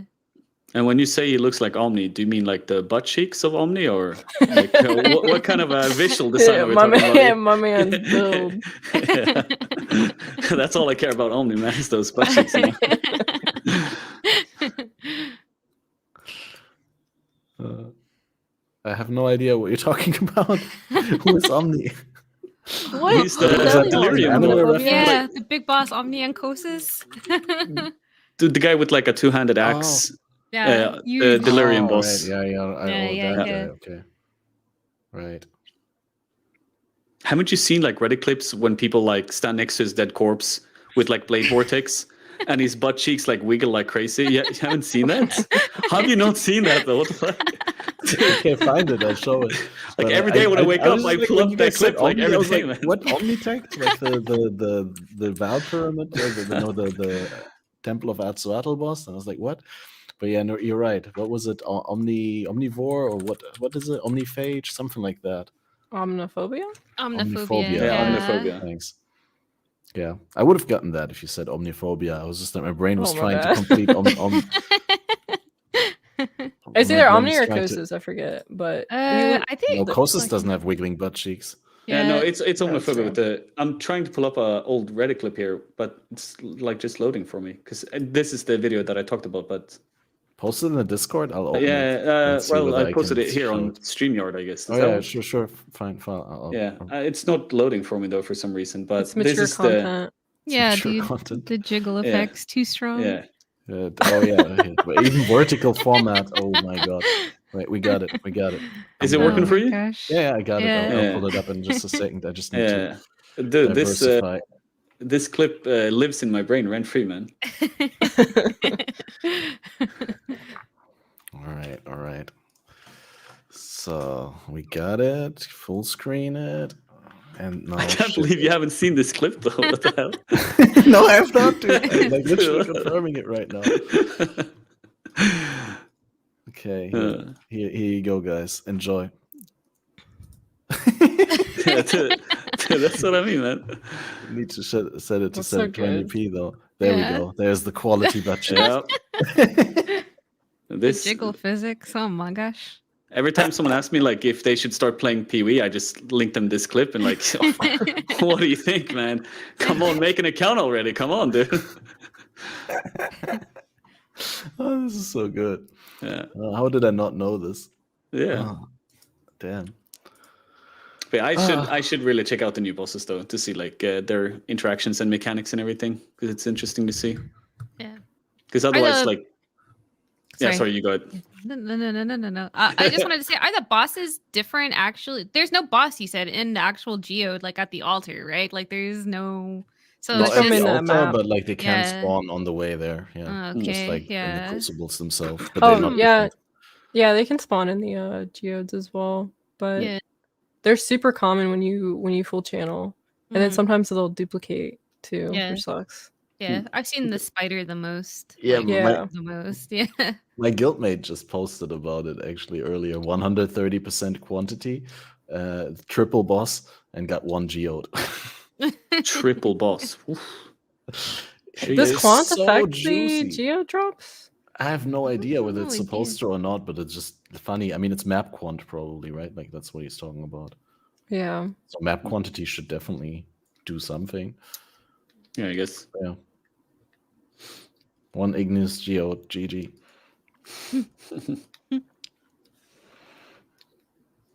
Yeah, the league mechanic is weird. It feels like it should be, like you said, it should be like the league mechanic is not made out to be rewarding or anything else than what people want it to be, kind of. But it's made out to be like a crafting interaction, and it's just not doing anything right now. It feels like.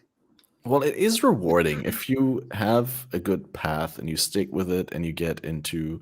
Oh, I got an imprint beast though. Never mind. If you make a good path and you like follow the plan, you could end up with a really good item, and it could be worth your time investing into it. The thing is that if you don't stick with that perfect plan, or if you get unlucky, you may end up with just wasted time and nothing else on your hands. That's the thing currently, I think, that a lot of people dislike about it. Yeah, and I've had a lot of people. I've had a lot of people say like, old leagues, you got like rewarded instantly. You know, like it was just loot explosion, and people are kind of still expecting that from Path of Exile. Which, I mean, that was the gripe last league with Sanctum, was that like, you know, turn by turn, it wasn't rewarding at all. That you were just waiting until the end, or you know, the complete end, which at the time I also agreed with. But I am hoping that, like, the reason for the lackluster league is maybe just because of efforts into PoE 2, which is fine. But in that case, it's like super small things, you know, like adding a cooking slot or something like that could have just made the world of difference. Yeah, give us the scourge bacon back. Yeah. And I hated cooking, but I still wanted the slot. Yeah, because that's actually something that like I said earlier, I talked about recently. I had a discussion about it. I'm not sure how many of you guys saw like Q-Dog's video about like his thoughts on the league and the league mechanic and everything. But like it's about like borrowed power and getting rewarded immediately compared to getting rewards later on. And that actually got me thinking, like in the past couple of leagues, because in my opinion, I think GGG is designing Path of Exile in a different way than what a lot of people are used to or what a lot of people expect. And in my opinion, old Path of Exile, they would have the core game, then they would add a league mechanic that you would interact with, and it would be rewarding immediately. And it wasn't that much about like power or borrowed power. But then as soon as they added the Atlas tree, that's now the rewarding part, because you can have like league mechanics every map you enter from like old leagues. And you always have something like, I can go into a map, I can have Legion 100% guaranteed, and I can have Reach guaranteed, and then I can have a Delimir like 1/3 in all my maps. And that's where the rewards are from now. And nowadays, it's more about like just getting borrowed power from every league mechanic is what I think that they're designing the game now. And I could elaborate on that for like hours, so I'm not really going to go too much into detail about that unless you ask me or want me to. But the thing about this league is that like it's once again, if you look at past leagues, they give us some board power, they give us a small amount of rewards or delayed rewards, and leagues can still be fun. Like I think Sanctum was a really fun league because the league mechanic was fun and interacting with the league mechanic was fun. This league, the reason I think that this league is bad is because it's not about the rewards, because they don't design leagues anymore with rewards in mind. That's not what Path of Exile is about anymore. And the crafting, whatever, is okay, I guess, if you really go into it. And like we talked about earlier, you do all the research and you make some really good items. There's the borrowed power there. But the interacting with the league mechanic is what is boring this league. Like just interacting with it every map doesn't really give you anything, unless, like you say, Catmaster, like unless you get a good tree and you focus on that, then maybe you can get something really good in the end. But you can also fuck it up and then you get nothing. So there's no rewards that people can expect, but they shouldn't expect that from now on, in my opinion. And then there's the borrowed power. But for someone like me, I make one bow and then I'm done. Like I have no reason to interact with the league mechanic anymore. And that's what I think is the problem with the league, is that like they could have done the league mechanic more interesting if they kept working more on it. Like you say, like better quality of life. You have the cooking slot and all that stuff, and maybe more cool interactions with the tree. So, yeah. Or maybe some shape or form of deterministic progress or Yeah, save exactly. points in the Like, progression of your item, as like, that's the only thing that you're getting out of it. yeah, I feel I would be fine with the item being the ultimate gamble if Mhm. on the way there I was adequately rewarded with my time investment. And yeah, I see what you're saying, but at the same time, like, I mean, Sentinel was an incredibly rewarding league. Lake of Calandra, yeah, there was a big borrowed power Calandra aspect, was but boring. Calandra was Yeah. supposed to be a reward focused league. Yeah. They just didn't hit the mark on how rewarding it was, but you were like literally designing your legs around which rewards you want to get from the league, like fire items, lightning items, and all that, right? It was just not rewarding enough to warrant engagement on a regular Yeah. basis. And then Sanctum also had pretty good rewards. Yeah, you're right. They were delayed, right? They were at the end, but you got pretty good cash rewards, and you could cash out immediately in many instances as well. If you were not confident to complete the floor or the Sanctum, you'd get decent, consistent rewards.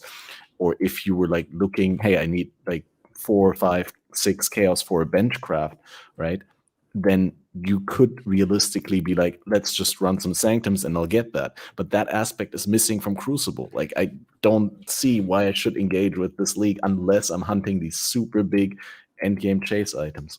Yeah. I was gonna say, like, Sentinel was like the only league where I agree, like, that my point or like my opinion is not valid, because Sentinel was just like, here's all the rewards you want in the world. Archnem in turn was also like pretty reward oriented. Like, sure, it was obscure and it wasn't like consistent in terms of rewards that it gave, but it was still focused around that reward on a moment-to-moment basis. So I don't really see a big trend there. I just see that it's with this league, and all of a sudden everyone says that the game is ruthless now. Yeah, exactly. But what I mean, like, it's not as rewarding as like old leagues have been. Like I say, like they're obviously rewarding. Like in Sanctum, I could have a Sanctum where I had like 3 divines. Like, how is that not rewarding? But it's delayed rewards, and it's not as rewarding like per map. Sanctum took you 28 maps. Yeah, to do like took a a full long Sanctum. time to do a whole run of them. And then like sometimes you would get like 20 chaos, sometimes you could get 2 divines. But if you look like average how much chaos I'm making per map, it would be like maybe 4 or 5 for average players, or like, I don't know, like it's just different every time you do it. So yeah, I would say like leagues nowadays aren't as rewarding as they used to be. Like, there obviously has to be some reward because you're killing monsters and you're expecting to gain some form of reward from killing monsters. Okay, other obviously. way around, like, what do you think was the most rewarding league?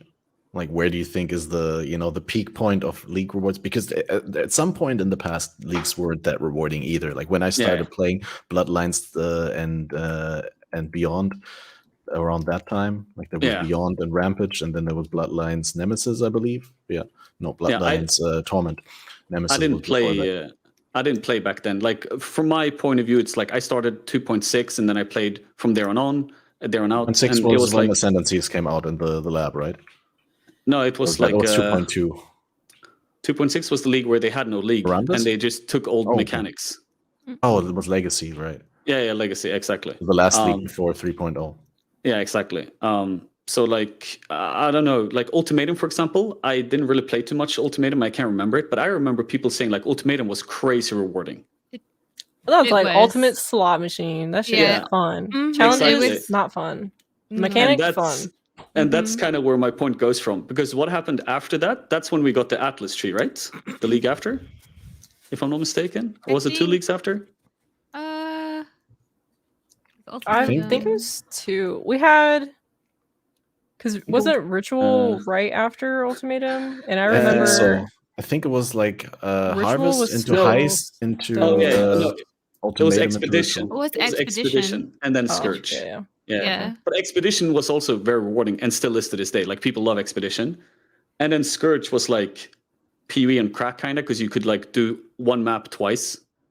Because like you just had like double the amount of mobs. So people would do, like, that was the biggest Magic finding league that I can remember, at least. Everyone was doing Tower. Everyone was farming Headhunters. And after that came Arch Nemesis, which Siege of the Atlas. And that's when like we started getting delayed rewards and we started getting less rewards, because the base game now is more rewarding due to the Atlas itself, because you have so much content that you can put into every map without investing anything. I don't need scarabs and all that shit. I can still have a bunch of legions, and they have double the amount of rewards because like the chests are doubled and the chests give double loot and all that stuff. Okay, and yeah, it's but when you say that, do you mean that that's the point of the developers, or do you mean Yeah. like, are you also justifying it and saying like that's right how it is because there's so much power in the Atlas already? They should focus on the delayed and the borrowed power in the I leagues. personally think they kind of screwed up, because ever since they made the Atlas as well, they can't really add any like of the mechanics to the core game anymore, except if they replace or change something. So Or add. Scourge, yeah, well, like adding is hard for them now. Scourge took over Beyond, and Archnemesis took over rare mobs. Sentinel, we don't have that. Lake of Calandra, we don't have that. For Sanctum, we don't have that. And Crucible, we're not going to have this either, I think. Well, they're not all going core, but like maybe they're coming back at some later point as like some sort of tie-in within the system. Absolutely. I think what GG will do now is that they're going to either remove or change. Because now when they have the Atlas tree, like if you look at the Atlas tree, it's massive, right? There's so much stuff in there. If they just want to add more stuff, the Atlas tree is just going to get bigger and bigger and bigger, and it's just going to get more crazier. So the only way like that the they regular can do passive things, tree, I don't think that's a hindrance or anything. yeah, maybe not. Like, of course they could do that, but from what I've seen at least, and what I think is that like they're just going to either remove or change stuff before they actually put anything new in. And that's, well, I think they kind of lock themselves in this position where every league nowadays, they add something that's borrowed power. It's not as rewarding as it used to be. And then they won't be able to add it to the core game. And that's what I think about Crucible is so boring, is that like, if you're going to give us these leagues where you have like borrowed power and all that shit, that's fine. That's what we have in Crucible. And that's what people are kind of doing when they make a decent weapon. But Crucible is just boring to interact with overall. Sanctum, to me at least, was really fun to interact with. Like I would love doing Absolutely. Sanctum runs, and I love the mechanics, and it was just so much fun. Like it was one of my favorite leagues of all time.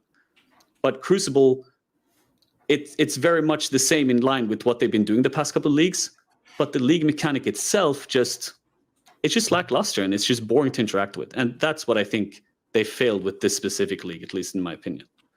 So it's and it's going to be interesting to see, like, does my standpoint and my opinion stay next league? Is it going to be the same or not? Maybe I'm wrong, but I'll see. Yeah, and also is your standpoint, like, what do you guys think about it? Because I think that was a lot to unpack. Is there any specific points that you... I've been thinking about this for a while now, because like I said, like I started going to game design school, like game development school, and now like my brain is thinking another way, and I'm like much more like I criticize things differently, and I think about things differently. So yeah, I don't know. I think it's fine to have, I don't think the focus should be so much when they design a league like, oh, is this going to be something that we can put in the base game or not? I think the focus should be, oh, let's make something that we think that would be fun, build off of that. And then at the end, does this fit into what we want? Can we fit it in the core? And then if not, that's fine. And I think it's also fine that if we have, a whole year of leagues where nothing's added into the core, because the core game already is pretty fun. Because if it wasn't, I really would not be playing this league. Yeah. Yeah, so exactly. I think it's okay to have lackluster leagues every once in a while. Feels unfortunate sometimes, and I think they could have done a lot, but I don't think it's like a huge deal. But yeah, I also know there's like that, the theory that they're trying to slow the game down in so that PoE 2 isn't such a big hit in the face to, well, it will be a hit in the face, I think, to a lot of people, but yeah, I do think that they're trying to go towards like slower and steady type mechanics, like Sanctum, like this one, where it's not so much of like a big loot explosion so much, to get ready for PoE 2. I mean, I do know, and I mean, we know for a fact that PoE 2 is going to try and do like a soft reset of all kinds of things. And among those things, definitely this big power creep that's been happening from league to league. But I always thought that they're doing that like just with the release of PoE 2, because that's going to be better if they do it alongside the release in terms of player reception than to like gradually go to that point. And now, like, why should they be going gradually to that point if that's, the exact reason that they didn't want to do it in the first place, that they like wanted to do it with PoE 2. Do you feel that they're changing the direction of the game, Denny? Since I've started playing, like I think a lot. Yeah, I would say so. Well, I really started playing a lot during Ultimatum, so like we all said, like it, like currency was literally raining from the sky with Ultimatum, and it's very different. And I agree that like it's okay to have leagues that aren't as fun. Like we always come back. The reason I am still playing is because I find like the Atlas is still very fun, and like the end game of, PoE is still very fun for me. I I don't exactly know what their intentions are. Maybe it is for longevity of the player base to, not just burn through everything in the first 2-3 weeks of a league and be done with it.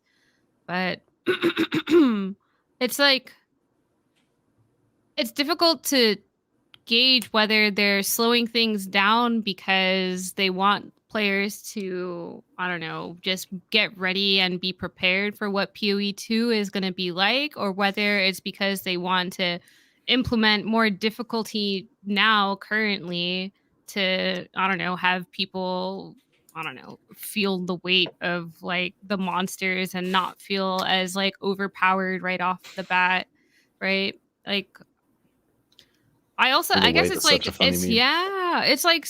it's like difficult because like at the same time I see that they're putting a lot of effort into Ruthless itself. Like Ruthless is just like a big thing for them. And like maybe a few leagues ago when we had talked about it, it seemed like a small little project that might come to fruition.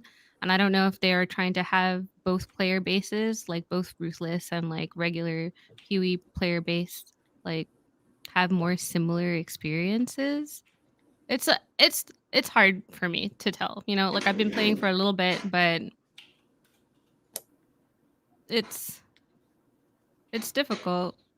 I don't mind slowing down. I always feel like at some point I gain the power back and like I have a fast build, right? But maybe it's just because Crucible is so boring by itself, like that it feels even worse right now. Yeah. Yeah, the way that you brought up Ruthless like makes me think again. Like, so many people, I hear that sentiment being like shipped around so much. They're clearly trying to make the base game more like Ruthless. But then, the entire intention of like bringing out Ruthless was so that they could focus their efforts on doing those things in Ruthless and not have to do it to the base game. Yeah. And in the same way, like what I just said about PoE 2, right? Like, why should they be trying to wind down the game before PoE 2 if PoE 2 is only PoE 2 because it was intended to be that reset? So I'm a little bit confused, and I hope that the next league is going to clear up some, well, I don't know, some things that I'm unsure about as to where they're heading with the game. But I'd be really surprised if like trying to make an unfun game on purpose, like Yeah.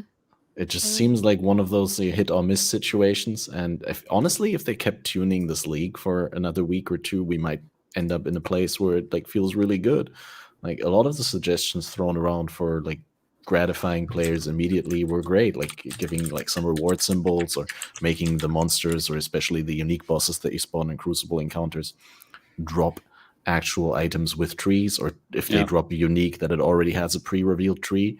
I mean, they're hard enough to warrant that. Like there's no doubt about that. I mean, they're literally more tanky and dealing more damage than the unmodified, the non-Uber pinnacle bosses. Yeah. And actually, one thing you said about like people saying like memeing about like this league being ruthless is actually one of the reasons why I was thinking about what I was thinking about, like when I said that I think they're designing the game in a different way. Is it like, why are people saying that they think the normal game is ruthless now? It's because one league mechanic wasn't like instantly rewarding like old mechanics have been. But nothing about the game is really ruthless, in my opinion. Like you still have the Atlas, and as I said, the Atlas is incredibly rewarding, and they're making the Atlas better and better all the time. So I don't see like why people are saying that like the game is like ruthless all of a sudden. It's just basically because of the league mechanic, and people have the expectations from old league mechanics that they're like, oh, I just want my rewards right now. Give me the rewards. And that's just not how it works anymore. But Well, yeah, not for this league anyway. for sure. I could bet my life on next league being a loot pinata league. Yeah, I'm still gonna bet that it's not gonna be, but it's gonna be interesting to see if I'm wrong on this. I just want to craft. Yeah. Yeah, that's the thing. Yeah. In a fun way. Crucible had the potential to be good, even though without rewards. Like it had potential to be good or better.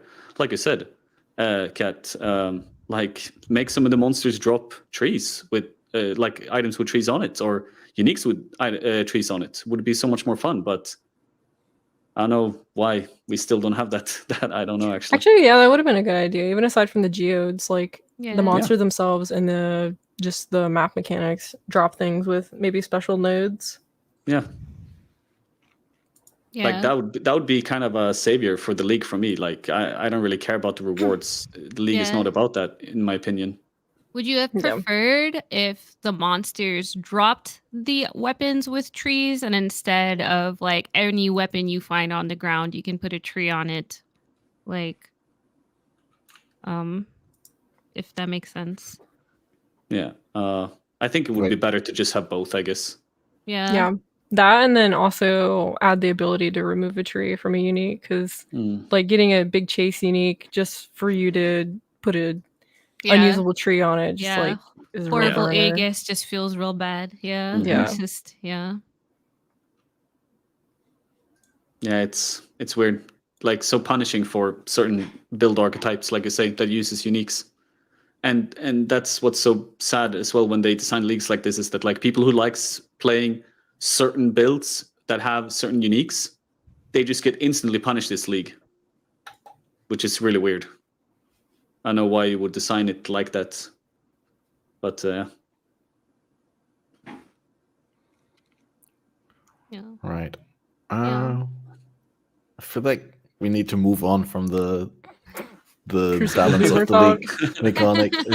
I mean, I would you say- guys actually said some valuable things. It's just I'm worried that we're not going to cover anything else if we keep talking about it. I would say that was my fault, and I apologize for it. No worries, dude. I mean, I need to strike a difficult balance here, right? At the same time, I want to give you guys the chance to voice your opinions on the same things that we talked about on the previous podcast. At the same time, I don't want to, repeat all the stuff that we already said. But you guys actually brought up a fair amount of new perspectives that we haven't really illuminated. And what I specifically wanted to highlight, Danny, you also said something about like how the game is not really designed around like reading 50 monster rares on the screen. I think that's something worth emphasizing again, is the way that the game communicates the monster threat and the descriptions, like the mods and the monster health, even the health bar. It's just not up to time anymore. And I think I was so excited when they were like, we're gonna put all the things that the monster does right on the monster, because like I was like, oh yeah, it's great, but that's because I wasn't thinking like the reality is like how how are we gonna read that? Both, like highlight the name, and then it's like Solaris touched, and then put underneath it readable text that says what it does. Yes. I think at this point though, I'm pretty used to like when they appear on the screen, I'm used to their animations now. But trying to learn them and then like double check yourself if what the fuck is doing damage to you, that part really sucks, especially if you're not used to those monsters. Yeah. Imagine have being new to the game. Yeah, that's what I'm saying. That's another point I wanted to make. I feel like this is a very punishing league for new players, because I'm sure they were all like, I'll click the Crucible, it'll be fun. And they found out real fast. Yeah, I'm going to channel to 100%. I'm not going to go less than 100%. What am I, a noob? Yeah. Do the Crucible monsters also gain like arch nemesis modifiers on them? Right? Yep. Okay. There are a few times I had like, Brian King touch, any like god touched, like basically, and I was like, wait a minute, what is also happening? So on top of the incredible difficulty having, yeah, it's something. It is something. It is definitely extremely punishing for what you get out of it and the time investment I feel that you put into it. Because I feel like saying, "Oh yeah, you just unlock the tree, maybe you'll get lucky," but that's like a lot of weapons you're channeling to get like dog shit, like a lot, like a lot, a lot. Maybe we're just unlucky. Somebody call Chris. Turn on my streamer We're just client. all unlucky. No. Yeah. Just always get the difficult monsters that don't drop any loot. hmm Pure bad luck. I swear. Yeah. Mm. Yeah. Do you have a favorite boss in Path of Exile? Like either thematically or mechanically? Is there any like boss fight that you really, really like? I mean, it could be just for the voice lines or something like that, but one that you actually like doing? I'll go first. I'll say I love the Maven fight for some weird reason. Yeah, I was gonna say Maven. All the weird voice lines and stuff. Mhm. I like all the it's not a boss, but whoever voiced all the deli encounters for the Yeah. simulacrums. Those are probably my top tier favorite voice lines. That's one of my biggest pet peeves right now about Path of Exile, is that Delirium came out literally like 11 leagues ago. Damn. And that guy has like the best like voice lines and like the coolest interactions when you interact with Delirium. And where the hell is that guy? Why is he not in the game? How can I not interact with this guy yet? How is he not a boss? Like I'm so mad about this, because every time I started like a Delirium mirror and he starts talking, I'm like, damn, that's so cool. And I'm like, damn, I want to kill this guy so bad, you know. It makes me so mad every time. So mad. I think the only one that came close to like creating such a response in the players was the Ultimatum Trial Master, right? Yeah. And that guy always Yeah. trolling you. Master always Yeah. saying something. Yeah. I like his lines, but I didn't like his voice, especially like because my comparison is always the guy that did all the deli encounters, and he's Oh, just so you Yeah. think it wasn't just too- intimidating enough? He wasn't No. very Yeah. metal. Deli guy sounds like he's trying to get into your head, and I'm like, Yeah. bro, like, can you stop? My family, like, excuse me. Like he's doing psychological damage at the same time. You know, like, actually, like, whoa. like I have monsters hitting me in the game, then I have you attacking like me in real life. Like, my head Mental. here, man. Like, come on, bro. Come on, dude. Fuck's sake. Yeah. Yeah, true. Like he's also taking those digs at you for like being an indoor gamer. Right? They're looking to see when was the last time you saw the real Sun Exile. And I'm Yeah, like, dude, it's so good. Yeah. Yeah, no, it's good. I did like Trial Master voice lines too, but it was mostly just because it was fun to have the interaction of him, like, always talking down to you when you're losing, and then like sour grapes rationale of like, oh yeah, well next time I'll get you type of thing. Like it was just funny. But Deli guy he's pretty peak. Yeah. For me, it's like different bosses, and now once again I get like old game design here. But what I think is like one of the most fun, coolest bosses due to different reasons is Itzaru. I literally thought you were going like, to say it, Ziri. Script wise, he has the best like voice lines like script wise what he's saying. And then his voice, of course, the voice actor is incredible.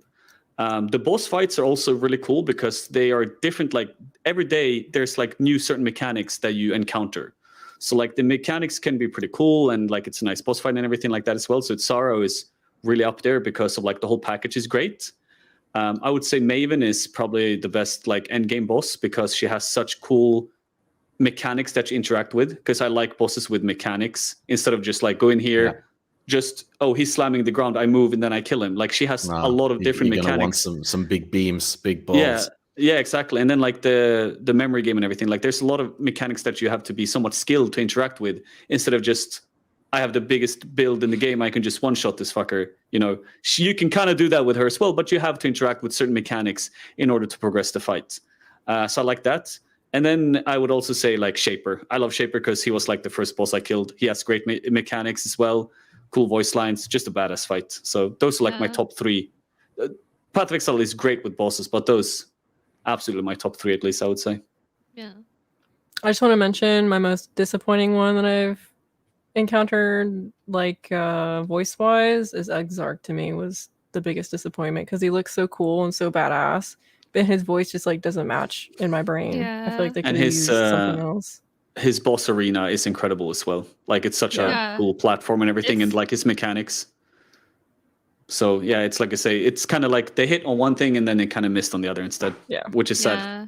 Yeah. Eater has like a decent balance. Like his voice is actually pretty cool to me, but Mhm. Exarch, he was like the cooler of the two to me, and then Yeah. like the most disappointing voice lines and voice wise. Yeah. Yeah.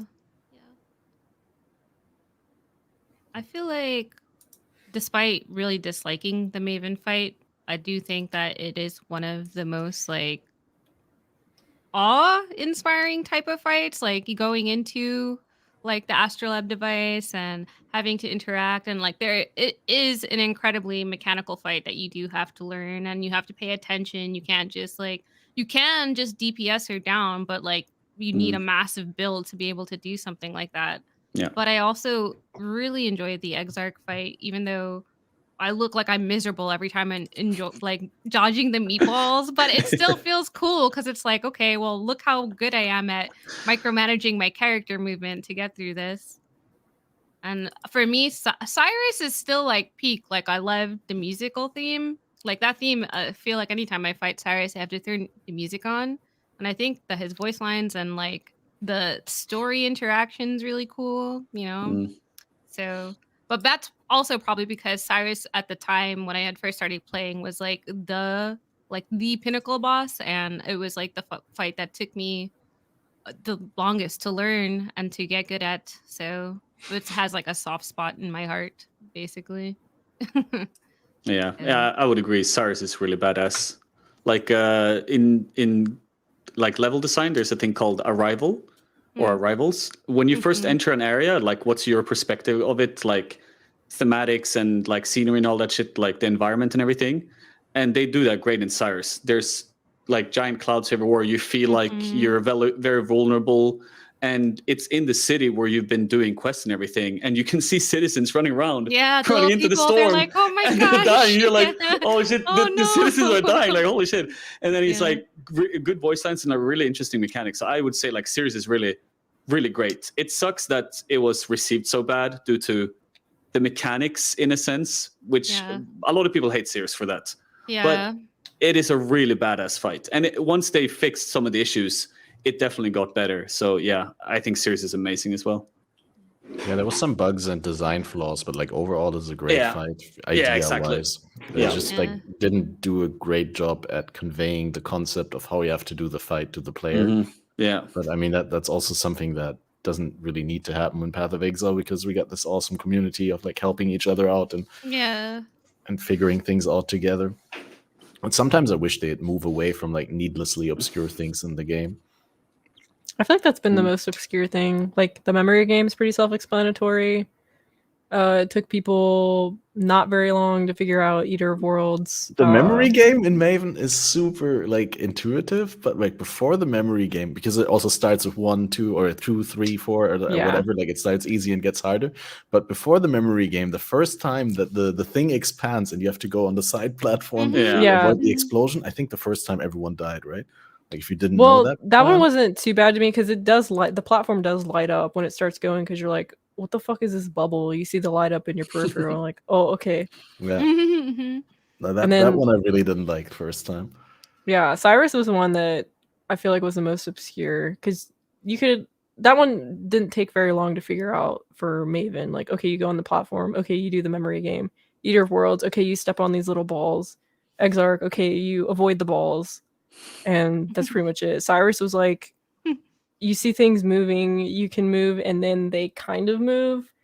I don't know. Cyrus was the hardest one to me, I think. Yeah. When I first started playing, release. Yeah, so many people were like, just look what directions he's facing. And I'm like, okay, we play PoE. Like, you want me to see where he's like, are you kidding? And like, I always talk about this because one of my channel point redemptions, like the everlasting fire when he goes into the clone phase, because that That was even worse. I was like, you want me to figure out which one's the real one and where he's looking and don't get die beamed? Whatever you say. Like still to this day, like when they released that boss, I used to do like boss kills back then, and I killed Cyrus like probably 1,000 times. Still to this day, when he does that, I have no idea which is which. I just run around in a circle and be like, please don't hit me. Please don't one-shot me. Like, I don't know who's who. Just don't hit me, please, dude. Like, I hear the voice line somewhere in my head. Like, it's all over the place. I don't know. I just have so much issue with that. But yeah. I still think the fight is like really cool and everything. Yeah. I got a follow-up question to that specific one that I didn't think that we were gonna maybe sufficiently answer, because like I'm personally not a good game designer, but like I came up with an answer in the meantime, and I'm really interested in your answer, Burger, because you said you're doing some game design studies right now. So the question would be, if you could design your own endgame boss in Path of Exile, what would its mechanics be, and what sort of rewards would you be able to get from it? Oh wow, that's a great question. But Don't say it too loud. They're listening. Yeah, actually, Whisper it, put it on a piece of paper. yeah, you can link my PayPal first, and then I can give you the answer, all right?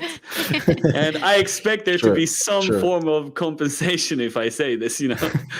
No, but I actually don't know. Like designing a boss would take so long. If I would design something, just like a rough idea. Obviously, you don't have to like submit a full design. Like, not I don't really know. I would like to do like some form of a mix between Maven and Shaper, I think, in the sense that like you have some very telegraphed attacks and like some things that are like very telegraphed, but I also enjoy like when you have very deep mechanics in a boss, like the Maven memory and all that stuff. I don't know, because some bosses in Path of Exile, like for example, like Exarch and Eater, like they're really cool and they have some like interesting mechanics. But they aren't that hard. They aren't like that hard mechanic wise. And one thing that I know a lot of people enjoy in Path of Exile is like I can go in and I can one shot this boss, and people love that. But from a boss design perspective, that's really boring, because what do people do then? They make a cast on death build and they go kill Uber bosses where they go in and they one shot the boss with one hit. And from like a boss game design perspective, that's really boring. So you would need to have some sort of phases where you can't just one-shot the boss. And I would like to see a design between Shaper and Maven, because I think they are like really cool designed. But exactly what they would be, I don't know. Like I would just like, that would take me weeks to figure out, you know, like a really good boss design for that. Yeah, it's kind of hard for me to imagine as well, because like I always think of Maven as like sort of like the consequence, like just the sequel to Shaper, kind of. Yeah. Right, because it uses similar mechanics and similar like shapes and forms and zoning, but in a different way, like almost as if you were like redoing a soundtrack of an old movie. You use the same notes, right, and the same sort of themes, but you rearrange them in a new way and make a new track out of it. But yeah, do you guys have any answer to that maybe not so easy to answer question? I came up with mine just during the podcast, but if you want to go first, I can also do mine first. But I don't want to put pressure on you. So my idea is not very sophisticated either, but like I realized I really enjoy in principle the Doriani's Machinarium, where you can build your own boss and build your own reward. But I find it's incredibly niche, because like most of the outcomes that you can do, I think there's like 3 decisions that you can do in the fight that impact the final boss phase that you fight. But at the same time, it impacts like what kind of base of boots you get. There's a unique pair of boots, but you can get 3 different variations on 3 different decisions. So in total, I believe like 9 variations of the boots are possible, if I'm not mistaken. I might be wrong here, but really only one of them is used, and not even nowadays anymore. And the map is not even on the Atlas anymore, so you don't even need to complete it to get completion. So it's like super niche and super into super forgotten by most people. It doesn't have a place in the game currently, but I like the idea so much, because when I first heard of the Temple of Atzoatl, when Incursion was released as a league, I thought that the Incursion Pyramid boss would be based and to some degree this is true, right, would be based on the different rooms that you compose your temple with, and then the boss would have like something from all the rooms in terms of risk and reward. And I thought it was very overwhelming to see that it's just like a flying saucer disc thing, right? I thought there could be so many cool like modular components to a fight, and also in terms of rewards. So at some point in the future, if they have the time to rework that, that would be amazing, right? Like, Yeah. so that you can actually like target farm certain, I don't know, fractured bases or anything you want, really, because the temple would be such a cool platform for that. It's true.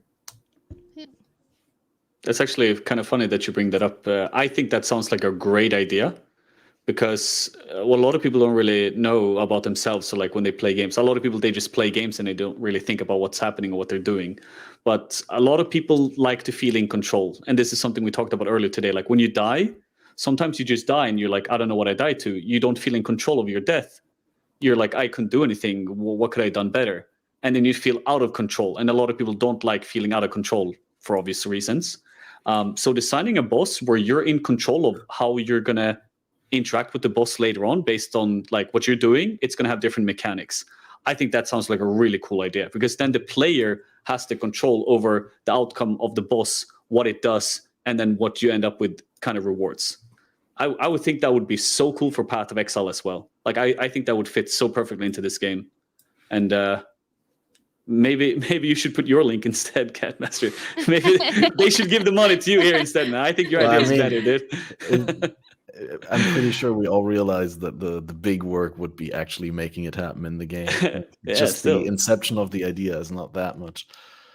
Yeah, well, But you it got to also start from needs to be somewhere, done you know. well. Yeah. Like, we see that with the League, right? That's a great idea, but Yeah, that's true. That's true. Yeah. I guess you could kind of see like the Katarina fight in a way as build your own boss, and that you're choosing what loot spawns in the end. It just True. doesn't really affect her Sure. fight that much, Yeah. and aside from like her little minions that she spawns. Yeah, that's yeah, true. she spawns Like, the safe house leaders. Yeah. Yeah, but they die so fast. Are they really? Yeah, like, they back do. or don't the have any fight? bearing on- Yeah. Yeah. True. Her I fight is actually- another one that I actually really like voice line wise. Sorry. Yeah. No, you're good. Yeah. No, Katarina is cool. She's also like she's more difficult than you expect if you never really fought her, and also go with like a bad build or like a build that doesn't have the single target you need. I really enjoy like the visually stunning fights. Like we didn't talk about Black Star, but Black Star's arena and like their effects, and I also really liked Utrecht from Expedition, like the Starfall, and Black Star has something similar with like the laser beams and stuff like that. And Yeah. I really like, even though they're frustrating in the beginning to like learn them, the fights that force you to like actually move your character and like, I don't know, interact with something else besides the boss that can kill you. It's like exciting, and it feels very like when you get it down, it feels very like you feel accomplished. I feel accomplished, afterwards. So it's not a very well-formed thought, but yeah, that's really what I liked. I really enjoyed when they were implementing things that just made the game like I was just so surprised by like Black Star. Like I kind of knew like they could do something really cool after Maven, but like having to move around and use the arena itself to save you from damage and things like that, like I enjoyed that. yeah, totally agree. That's a really crazy one, Black Star, actually. Like, I would have never been able to come up with that and guess that. You know, like something like Exarch, the way that the fight worked, good. You have the AoE and the sort of tracking mortar, and then the wave that he shoots out, and the balls that you need to dodge. You could come up with that. But the Black Star with the rotating debuff halves, and then the how the columns interact with the fight. Yeah. And how she summons copies. It's very complicated. It's super unintuitive, but once you get the hang of it, there's actually some counterplay you can do. You can actually use it to your advantage, which is... On the other spectrum, I think the poop boss sucks. Because he's horrible. Like if you stare at the lake too long to see which way it's which way it's flowing, they just look like it's going always to me. And I hate Yeah. that. And then while Really? you're sitting there trying to decide where to go, it's like, okay, Mhm. you're just Debuff. shredding all your Yeah. defenses in the Yep. meantime. Yep. That Anytime one I don't someone's like. like, yeah, look for the bubbles, and I'm like, I just if I I'm could shake, looking, but I'm like, yeah, so funny. All the sewage looks the same to me. It's crazy. I luckily didn't have any problems with that recently, but I had a very demotivating death to that boss when I tried it in the one gauntlet. Like I think totally everybody Oh, did. yeah.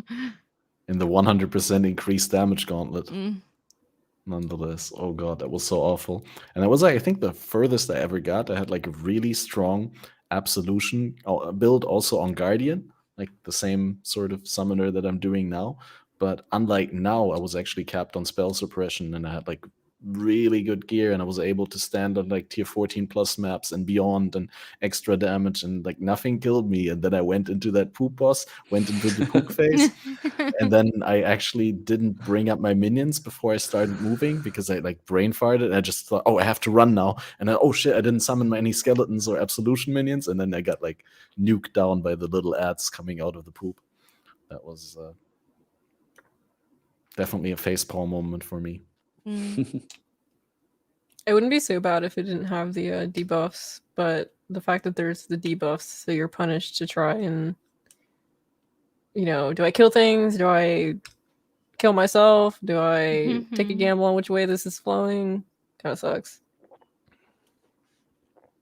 Yeah. Yeah, I actually wonder, like, I don't know too much about GG and like how many people work there and who works on what, but I wonder like who made the bosses, because in my opinion, out of all the 4 like pinnacle bosses that they added, like Exarch, Eater, and then like the poop guy, and then Black Star, like Black Star is such a home run in terms of like mechanic wise and visually, like you said. And then the poop guy, everyone hates him, and he just sucks all the way. And then the other 2, like Eater and Exarch, like they're cool bosses, but there's nothing special there. Like they're not like Maven kind of mechanics. It's like you say, like there's some balls and then there's a slam, and there's like not much to it. To be fair, as much as I hated that rip, I am a poop defender, right? Like I do think that boss gets too much hate for what he is, because when you understand how you do him, like there is some layers of gameplay there, right? Yeah, for sure, but it's still boring to me. It's like the mechanics are kind of lackluster, and when you compare it to Black Star, it's like day and night. Absolutely, like Black Star is seeing like that it's incredible. exactly supposed to be the counterpart to Black Star. Yeah, like some genius made Black Star, and then some guy off the street made like The they just intern picked a did. random guy like, Yeah. hey, intern, you want to make a boss? Like, yeah, I don't know, I'm on break. Like, you want to do this boss, for me? Make sure you give him an invuln phase that you can't figure out how to get him out of. It's so weird. Like, I don't know. There's just so different. Dude, My that one guy gameplay at for- GGG who made that fight Yeah. was sitting in the corner and crying. Sorry, guys. Yeah. He doesn't even have a good unique. No. Yeah, exactly. I just tried to kill him before they forced me into the other phase. That's all. Yeah. That's my gameplay. I'm like, if I just kill him before I get there. That's what I try to do, and then when I get into the lake, I just kill myself. Yeah, I'm like, oh well. I guess And I'm that dead now. GGG hates you skipping phases, so that's like a big middle finger for me. Like, fuck you guys, I'm skipping this. Yeah, that's fair. I guess that's something I really dislike, that the fights get so much easier when you have so much damage that you can skip phases. Oh. But I don't really know what they could do about it other than making the phases even more frustrating than they already are. I think that's so hard as well, because like I said, Path of Exile players, they want to go fast, they want to kill everything fast. And some people are like, I just want to go in and I want to one-shot this boss. Yeah. But if you're a game designer and you want to design a cool fight, it's not that fun to design a fight when people just one-shot it and then they walk out. And they ignore everything. Yeah, and then they're like, okay, so I can just make all the bosses have no mechanics and just go kill them, Yeah. So that's why I think they kind of, sometimes they kind of force, like, oh, you have to do mechanics and there's going to be an intermission here. Like, it's just a way that they have to design the game. Yeah. A lot of people hate it, a lot of people like it, and it is what it is. It is. But I I think do also, I'm sorry. sorry. Just my one thought is that with bosses in this game, also the longer you fight them, it's like the worse the fight gets. So it's like it feels like you have to kill them, I don't know, faster. Yeah. Also, like the more messed up your arena gets, the more debuffs you get. It's just horrible. So, yeah. Yeah, it sometimes feels extra punishing. Like you're already doing it on a worse build and you're having a harder time, but then you have to do it longer and the Yes, soft now I'm enrage like, mechanics oh, my ramp up more. brain to remember all of the Simon Says and Maven. I'm like, no. I like the like when they introduce the invites and everything, and you being able to fight all of these bosses in one arena. I think is super cool. Because all I keep thinking about is, I wish you could witness Cyrus and have like a little mini Cyrus.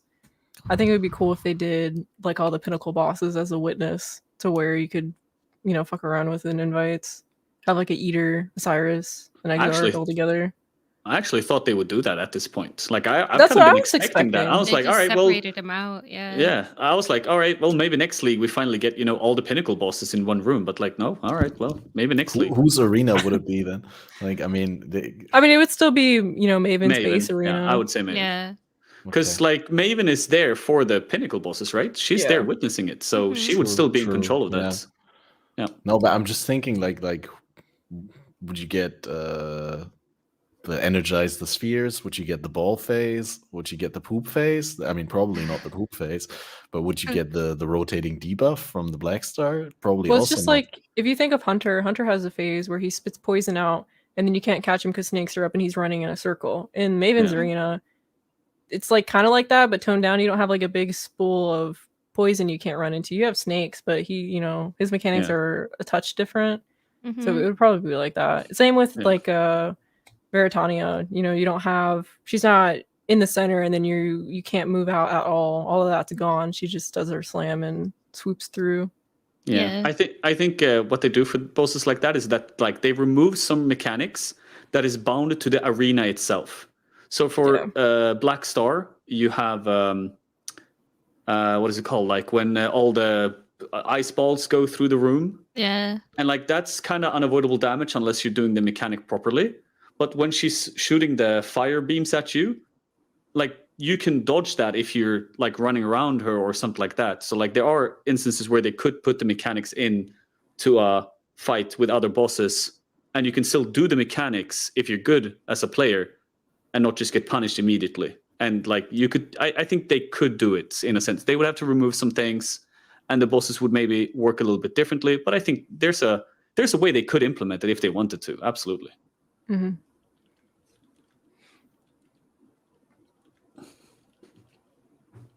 Yeah, I'm just scanning through chat for questions because I want to address any and all interesting questions that you get that we get from chat.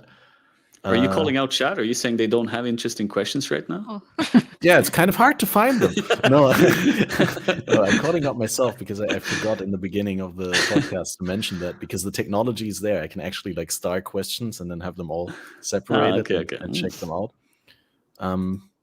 But yeah, I'm just trying to make sense of this. But we already touched on this because we talked about the different like leagues that we played and when we started. But if you have one state of the game, because PoE is a live service game, right? And we can't just play any version of the game that we want to, that we look fondly back to. But if you could bottle like one state of the game from the past, including the Challenge League, which one would you pick? Harvest.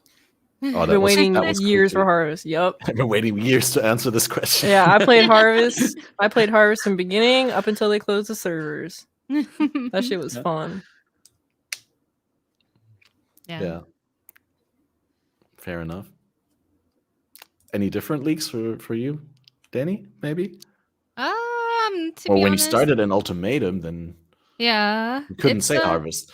Yeah. That I didn't get the chance to experience Harvest at full power, but I was very sad when they continued to take power out of Harvest. For me, it's like, I don't know. I really enjoyed Scourge League, but that's probably also because I have a lot of like good memories with Scourge League. Like it was the first league I played like Magic Find and got my own headhunter, and it was just fun. I'm the type of player who doesn't mind doing like the same map over and over like hundreds of times. So it was just fun for me. So, but honestly, It's hard. I don't know. It's hard. There's like bits and pieces from every league that I really like want to continue to take from. I wanted to say earlier, like maybe the crafting feels so horrible because like we had recombinators and we were like, okay, it was RNG, but it still felt worth it. So I don't know. There's always a little bit of something. Yeah. Yeah. Yeah, fair enough. Yeah. Burger, you got a different answer for this one? Yeah, I always say to everyone, Ritual League. Ritual over Ultimatum? Yeah. Damn. A lot of different reasons. Ritual was when they first added like the Atlas trees. Yeah, the Atlas trees, different than how they are now. But that was like a complete game changer. And we also got like Maven and everything then, and she was like, we talked about a badass boss and everything. And Ritual also had like very strong form of Harvest. That was like, I think that was before they started like really going at Harvest, like really started nerfing it. So Harvest was still very strong then. It had a lot of broken builds, and in Ritual was the first league where I got a mirror as well from Ritual itself. Mm-hmm. Yeah. So a lot of love to that as well. Ritual was also when Unnerved Harvest came back, right? Yeah.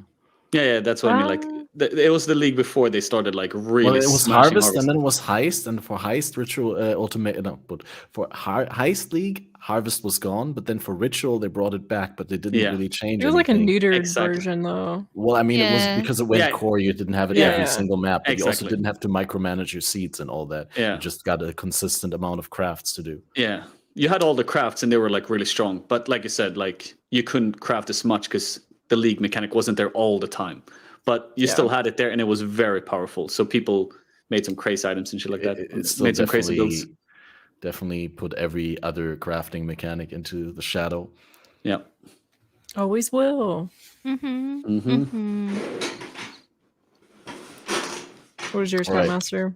Oh, fair. I'm divided. Like, I probably would have to say Ritual as well, because like I just wouldn't want to go back to playing the game without the endgame bosses that are so epic, and Maven and the Atlas tree and all that.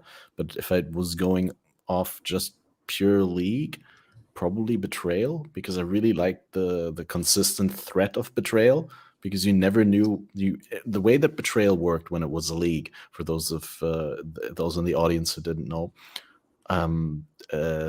it didn't have 3 encounters every map like you have now when you put Betrayal on a map, but you got either an intervention or a research or a transportation or a fortification, and you never knew which one of those 4 you would get per map. So you went into a map in hardcore praying it wouldn't be the intervention, especially if you rolled like a hard map, like a red map for completion, and you corrupted it and you got some spicy mods, and like, oh please, no intervention. And then if you got the intervention and they poured it in on you, you would just like log out as soon as possible, and you're like, oh, I guess I'm getting that completion later.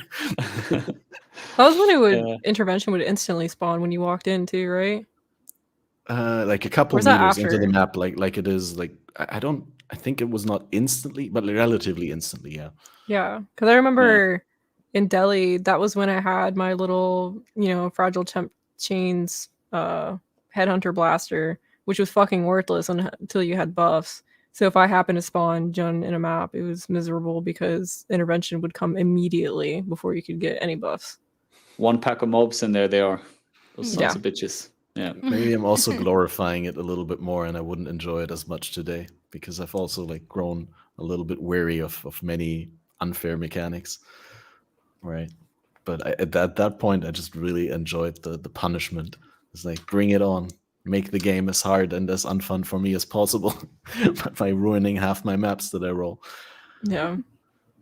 Betrayal was very fun though, and it was like rewarding in different ways, because it's like you talked about as well. You could kind of choose your own rewards in a sense, because before that, like we had Incursion and in a sense Delve-ish, but Betrayal was different in how you could choose like what rewards you wanted, and you could once again like player control comes into the game, and it felt really good. Betrayal was just fun as well, like cool mechanic overall. like Yeah, really and nice. also like not to forget the master system change. We had the Forsaken Yeah. Masters before, and Ritual From was some not dog on, shit to beautiful. Yeah, exactly. Betrayal was not only like a True. great league mechanic with that mini game of the conspiracy betrayal board, Yeah. like trying to connect the Yeah. dots, but at the same time it tied the old and the new together by bringing back Einhar and Alva and Nico and Yeah. replacing the previous masters, right? But then the old masters were at the same time the NPCs that you were fighting in the syndicate, which was Mhm. It's like like hella lore-wise super nostalgia. cool. With some Yeah. of them, it felt like it was a little bit rushed. Like they didn't get a real character arc for them to turn to bad. Like with someone like Elrion, it felt really like off character to betray the exile like that when he was like a pure loyalist to the good basically before. But with some like Richie, who was always like a little bit snarky and like slightly annoyed by the exile, or Vagan, who was always like sneakily trying to murder you in his Yeah. master missions, right? Like with some of them, it really made sense. I'm willing to take the ones that a little bit ruin the characters in terms of how believable they are, because let's be real, like lore is a second thought a little bit to many Yeah. things in Path of Exile. It's mostly about making a fun game. So in favor of a really, really cool league, I'm willing to take that some of the characters got ruined. I wasn't willing to take it for Calandra though. Oh my god. I'd say that's like bottom tier league for me. So boring. It was. Building them was fun and the gamble of hitting a untainted paradise, but then like that was it. Yep. I wanted it to be good, but like it needlessly tore down this amazing lore character that we had building up expectations for so dude, long. And it's just like, she turned okay, out to be a crazy bird harpy lady. that did nothing. Yeah. You didn't even get to fight her or like something that she summons, or I mean, I guess the lake was like the things that she summoned for you to fight in a way, but yeah. Still disappointing. Yeah. All right. You guys have a biggest feels good moment for this league to share? That was a question that was asked. Yeah, like what is a good feel? What was a great moment? Could be as easy as like a divine drop. There's not many of those, so I got a feel ring of good. Calandra for the first time. That was probably my peak. Yeah. The mirror ring, the unique. Yeah, I was What? farming Breach to get a cutlass, and I had all the nodes in because you can get the Breach uniques. And I heard a tink off in the distance, and I saw ring, and my brain was like, "Oh, that's the tool Ammy," and I'm like, "Why did it tink?" And that's the amulet. So I'm like, I don't know what ring this is. So I picked it up. It ended up being a ring of Calandra. I was like, "Holy shit!" I'm rocking that thing. Yeah. Trying to put catalyst and I everything guess you got on a it. really good ring on the other side. Got pretty good. Yeah. I've been pretty lucky with some minion rings.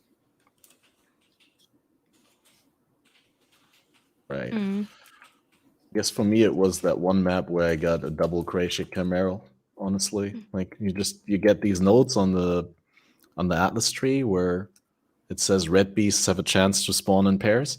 And most of the time you only get the crappy red beasts to spawn in pairs. But like yesterday I did a bunch of maps and then I got the double Krashik Chimera. Sadly off stream, but I got two right next to each other.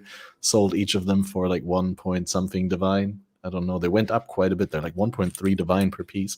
And it's probably only going to go up the longer the league goes on, because more and more people are going to be able to afford that, deterministic approach to crafting their Crucible trees.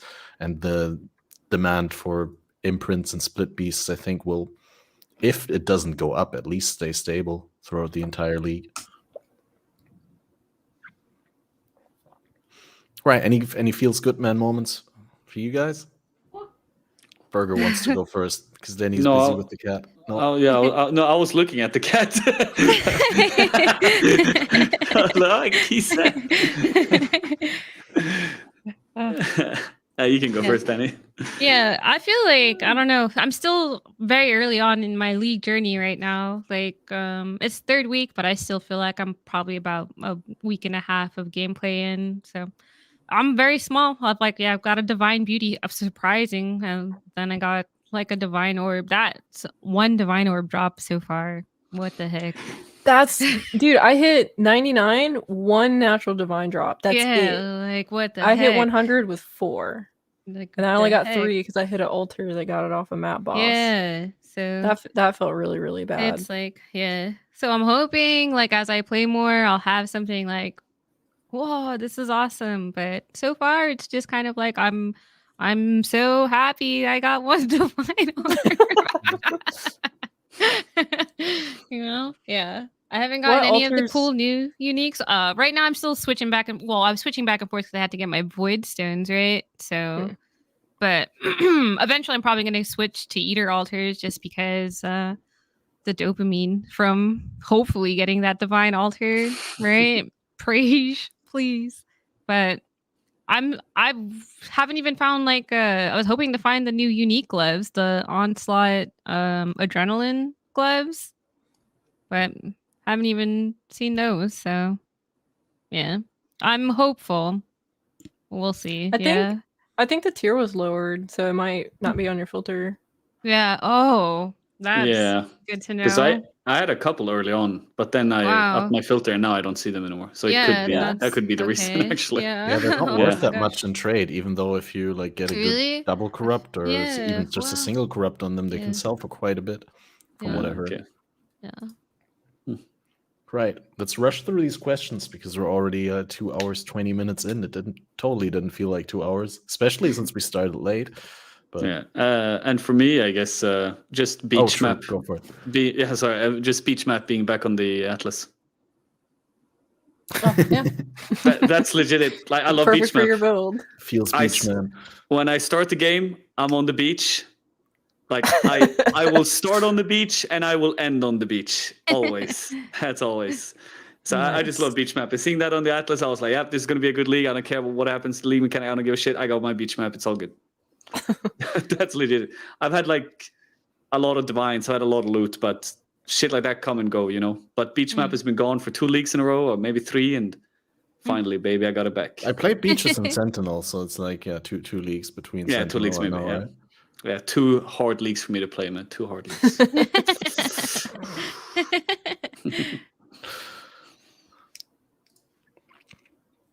Wait, let me see. What do we got? Can you see a way of GGG slowing the game down in a way that the player base would be more accepting? Is there Nope. anything they can do where people would be Nope. willing to do it? Nope. You'll just have the old players cycle out, and then the new ones that are brought in the slower gameplay adjust and are accustomed and stay because they like the game. That's how I see it. Or the fast-paced players just suck it up and play the game. Yeah, and adapt. Yep. Yeah, like I said, I even think that like the last couple of leagues haven't even been rewarding, and this league it's even less rewarding, and people are going mad about that. Imagine if they would actually start slowing down the game, people are going to lose their shit, you know. But they'll still play. So yeah, that's the thing. If you're into PvE, you're absolutely hooked. You know, there's no getting out of this shit. I mean, It's the like game a, could be half as good as it is, and would still be better than most other games that I could think of playing. I mean, the game's True. free. It's free, and you get that many hours out of it. Yeah, I mean, it's game, already no an bitching. insane game, really. Yeah. It's just like a child disciplining their teenager, like they'll get over it eventually type of scenario to me, I think. Yeah. Yeah, like so many people quit Expedition League, right? They're like, these nerfs. But Yeah. like all of us And are then like, it was "Oh." rewarding. Yeah, that shit was fun. Like you missed out. So yeah.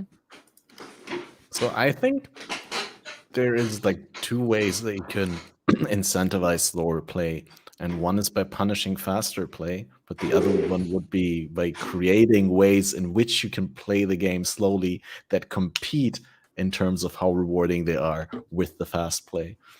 You could put Like a bone shatter buff on all the bosses. If you attack them too fast, you kill yourself. All the bosses just have like some form of reflect. Yeah, exactly. Yeah. Like some ramping up reflect mode. The more Oh damage you my do, the God. harder you Yeah. punish yourself. Great.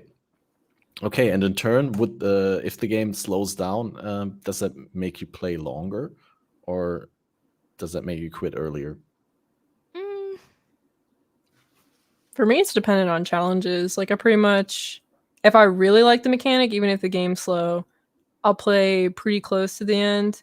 If the mechanic isn't good and it's slow, I usually only play till the end of when I complete challenges. So if the challenge, like this league, they put about as much effort into the league mechanic as they did challenges. So that means I'd probably be moving on to other games sooner in the league compared to like Expedition was pretty RNG with doing the boss conditional. So I played that longer, even though I really didn't enjoy Expedition. Ultimatum had the conditionals for Trial Master, so that made me play the league a lot longer. But I did enjoy Ultimatum aside from the conditionals. Yeah, I can agree with that. I mean, most of the time it's about having, like, since I've been playing, like, it's really nice to have like a league mechanic that's fun to play with, but it's mostly about, like, I guess at this point now, how they tune the Atlas tree and like how fun I can have like farming and doing endgame stuff or trying different builds. Whereas, yeah, I guess the last few leagues when I'm not enjoying the league mechanic, I just try really hard to get either the MTX I like or complete challenges, and then I'm like, okay, time to do something a little different now, so I'm not burnt out next league. Do the cats always, do they realize that you're not playing actively right now and they can just come and interrupt, or do they just come No. regardless? No, he's very much like, please pay Always on the attention to table. me. Yeah, he's like, No, but for me, I demanded. notice when like I end stream or like I stand up to go to the bathroom or something, my cat realizes, oh, he's not occupied with the game right now, so I can go and beg for some food or for some cuddles or something like that. But like for the Yeah. most part, he doesn't really come while I'm playing. But then I don't know. I realized halfway through asking that. I mean, I watch your stream sometimes, and Yeah, I get that's exactly PK'd how the by stream them a stream lot. happens. Yeah, I get PK'd by them so often. It's like boss fight, playing Apex, as always. They're just like, what? You can't see through me? That's so crazy.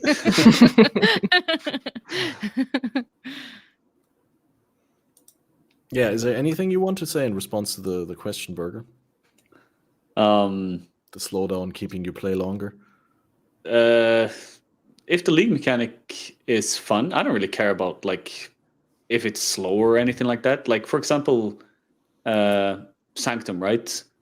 Sanctum League, I was boss rushing, or like I was map rushing, like just fast movement speed, go through the map as fast as possible, get Sanctum. So like I wasn't even playing like conventional Path of Exile. I wasn't really mapping or doing anything like that. I was just trying to do as much Sanctum as possible. So in a sense, to me, that's like slowing down the game in a way, because I'm not playing Path of Exile. I'm just playing the league mechanic. I don't care about the rewards. I don't care about what's going on. The league mechanic was just fun. So I played the hell out of Sanctum. Like I played a lot. So I don't care if it's slow or fast or whatever the mechanic is. As long as it's fun, I'm going to play it. And this mechanic right now is not so much fun. So I've been playing a lot of Dota 2 lately. As we talked about earlier. A lot of Dota. Makes sense. Yeah. Damn. I would say for myself, like, I definitely like it if the slower game makes sense from an economic point of view. It's just hard to get used to. But I think a lot of things, I feel like this ties for me into the topic, and we could have a whole discussion about this that I don't really want to open, but this ties a little bit into Captain Lance's frustration with the chance orbs, where you just feel like you need to spend so much time clicking in order to get that desirable outcome. Like if you know, they don't have to make the game faster or more rewarding for those gambling things like chance orbs or stacked decks, but like maybe they could just make them 10 times more rare and then make the outcomes 10 times better on average, and then it would cause a lot less friction to interact with, and the economy would not inflate more. It wouldn't be more rewarding, but in the end there would be a lot less frustration.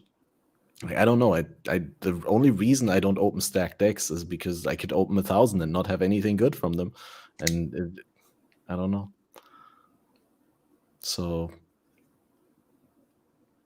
I guess that's where I feel like the game slows me down, right? Like if I want to roll flasks nowadays with so many tiers of different flask mods and like wanting to hit the specific combination of prefix and suffix, you just spend hundreds of alterations, and before you know it, like you spend an hour flask crafting in your hideout, and just, I just want to play the game, dude.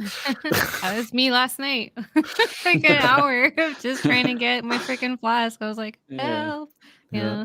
Someone in my chat even said, now that they removed league stones, like the watch stones, the unique things, they needed to add something else that is frustrating to roll, so you want to quit the game. Yeah. I'm worried that eventually they're gonna add like cluster jewels to the Atlas passive tree, and that's gonna be the new watch stones. Oh God. That would be so awful. Imagine like rolling thousands of alterations every league in order to get your Atlas min-maxed. I mean, that's Maybe kind of that- what the Atlas was before with the craftable watchstones. Yeah. I don't see them doing that. Yeah. If they did, that would be. If anything, I see them adding masteries. I don't know if I quite see like. Well, they could do it like with non-rollable cluster jewels, right? They could like add unique cluster jewels that you could put into the tree that you get from engaging with a specific mechanic. So if you want to double down on breach, just do a lot of breach, and you get the good breach clusters or something like that. But I'm not sure whether I'm in favor or against it. But yeah, anyway, like the having to apply thousands of currency items manually to something, I think needs to stop. It's been it's just so diluted, like chance orbs in the same way as stacked decks. I think those two are the biggest offenders, but even stuff like flask rolling or rolling other things, it just makes you wish there was like an auto clicker, like just a device in your hideout that you could, here, take this item, take my 1,000 alterations, and just keep rolling it until you hit that mod. I'm gonna do a map in the meantime, and when I come back, you did a couple of hundred, and then I can see what happened. Yeah. That's just, yeah. Anyway, so last question I picked up from chat. Hey, what's up, gamers? Sorry, no, that's the wrong one. Hey, I want to answer that one. What do you mean, dude? What do you think the wrong one? What do you think about today? Nah, I'm just joking. Oh man, I thought you had strong feelings now. Thanks, Neon. I thought we're gonna get the game developer's perspective on the Oh man, I need to do a study on this, dude. Anyway, let's see. How do you feel about the prominence of MF builds that has risen as they reduce quantity on different league mechanics? I'm not sure. Are MF builds even that popular now at the moment? Now that they don't interact with like loot goblins anymore? And I mean, I haven't done any MF since they changed quant. So, like, my pigeonholed perspective, I see more solo MFers. I don't see too much of, duos and trios, but I also really haven't been playing trade at all since they changed quant. So I don't really have a perspective, I think. yeah. I haven't played Magic Find since Scourge, so. fair enough. Burger, you squeezing some quantity into your DevSoft? Double Ventures? Yeah, actually, I'm right now. Like, I'm doing semi-Magic Find, because the way that I played that Sode and the way I know the build, I know that, like, I can do, like, 90, 100% quant, Sextants, Scarabs, 60% Deli, even with semi-Magic Find on my build, and I'll manage it. So I'm like, why not? It doesn't really slow you down because you're not picking up anything anyway. Yeah, like I said, keep running, man. Like, looting is for later, running is for now, okay? So, like, I do magic finding, but I've done that, like, many leagues on the Dead Zone, because, like, I can just squeeze it in, so why not? But I'm not sure if magic finding is that popular, like you ought to say. Like, not sure. Like, yeah, I don't really keep track of what's going on too much, to be honest, but... Yeah. It's definitely not on the rise anymore. It's like sort of declining. I mean, like Empyrean and his group also didn't play MF group mapping this league because they didn't think it was worth their time, and they got more money by like doing 5-way carries. Yeah, I mean, like, I don't know. Magic finding has always been strong if you do it, and it's probably still really good right now. I don't know. Like, even if you don't do magic finding, you can still make tons of money in the game because of the Atlas tree. Like I said, the Atlas tree gives you the option to have a bunch of content all the time, everywhere, that's just spitting out currency. Like, you don't really need magic find for that. So, I don't know. It is what it is, It's always been strong for people to do it, and it's going to keep being that, I guess. But it's, I don't really see that it's very different. Okay. Wait, one guy from my chat actually says a lot of MFing this league. That's the reason why Sextants are so expensive. Have you guys seen how expensive Sextants are? I actually haven't checked the price, but apparently Awakened Sextants are like I think between 30 and 40 for one divine. Oh, Really? So Oh yeah, because who made the? I feel like that's always a thing though. I like when somebody makes the YouTube video like, oh, profit this way, and I'm pretty sure the Yeah. last flavor was Strongbox MFing and juicing yeah. that. So that just made I don't like if he's saying one sextant in particular is expensive, I don't think that's enough to say like, oh, MFing is on the rise. Like, yeah, they're just doing one Yeah. specific strat that somebody made a YouTube video about. Because if you look at other juicing sextants, I can't imagine that they would also be expensive. yeah, fair enough. Yeah, so like from my perspective, MF was also not really that popular, but like if people are doing it, oh wait, Balor is weighing in. Okay, we're gonna show that. I'm gonna read that out in Balor voice. I can't do Balor voice. The only reason, no, I can't. The only reason MF is great right now is because the league mechanic offers nothing at all, and there's nothing else to do if you don't like bosses. That Yeah, makes sense. that is really Yeah. fair to say, because that's like I think the biggest problem of the league as well. To link back to that discussion is that, you know, it's fine that there's only this reward on the stick in the far distant, and there's no moment to moment reward, but there's nothing else to do in the league. That's Yeah. like the only thing we got. There's no new end game boss, no new other stuff. None of the last 3 or 4 mechanics went core. So I mean, a lot of people would be a lot happier, like you, Burger, if there was Sanctum available right now. Yeah. Yeah, I mean, like, one thing I want to say as well is that, like, when I talked earlier about like how I think they designed the game, I don't think it's good, really. I don't see any good reason why there isn't any rewards at all from this league. I even saw a suggestion kind of early on in the league on Reddit that someone was saying, like, can't you just guarantee that, like, on every weapon that you unlock the tree on, that there's one specific path that has rewards Only on the it? currency, yeah. It doesn't have to be great currency. It could be something at least, and then people maybe would feel like, oh, maybe it's interesting to interact with the league mechanic. But yeah, there's like nothing now, and that is for sure weird. And I can understand that people then subsidize like, oh, I'm not getting anything at all, so it feels like I'm just not making any money, and then they're like, I need to magic find instead. I guess that's the reason why they do it. Even though the core game is very rewarding, people are still expecting something out of every league mechanic, and this league mechanic doesn't have anything, so they're like, well, I need to make more money. And then they go MF instead. Yeah. It was still really rough at the beginning of the league because usually you lean on the league mechanic to provide you with map rolling currency and stuff like that. Yeah. And you that went as well. from, Sanctum, you could get a decent chunk of scours at least. Mm. And now I'm like hurting for scours. I got plenty Yeah. of everything, but somehow I just can't keep up with scours. And map rolling early on was fairly painful as well. Yeah, just because there was nothing to lean on really. You just go and heist, and that's about it. Yeah. That's one of the problems about my point of view as well, is that like I say that the Atlas and everything is really rewarding, but what happens at the start of the league? You have no skill points in the Atlas. Like you don't have the altars that is just spitting out bubblegum currency, and you don't have anything in the Atlas. Then you just have nothing.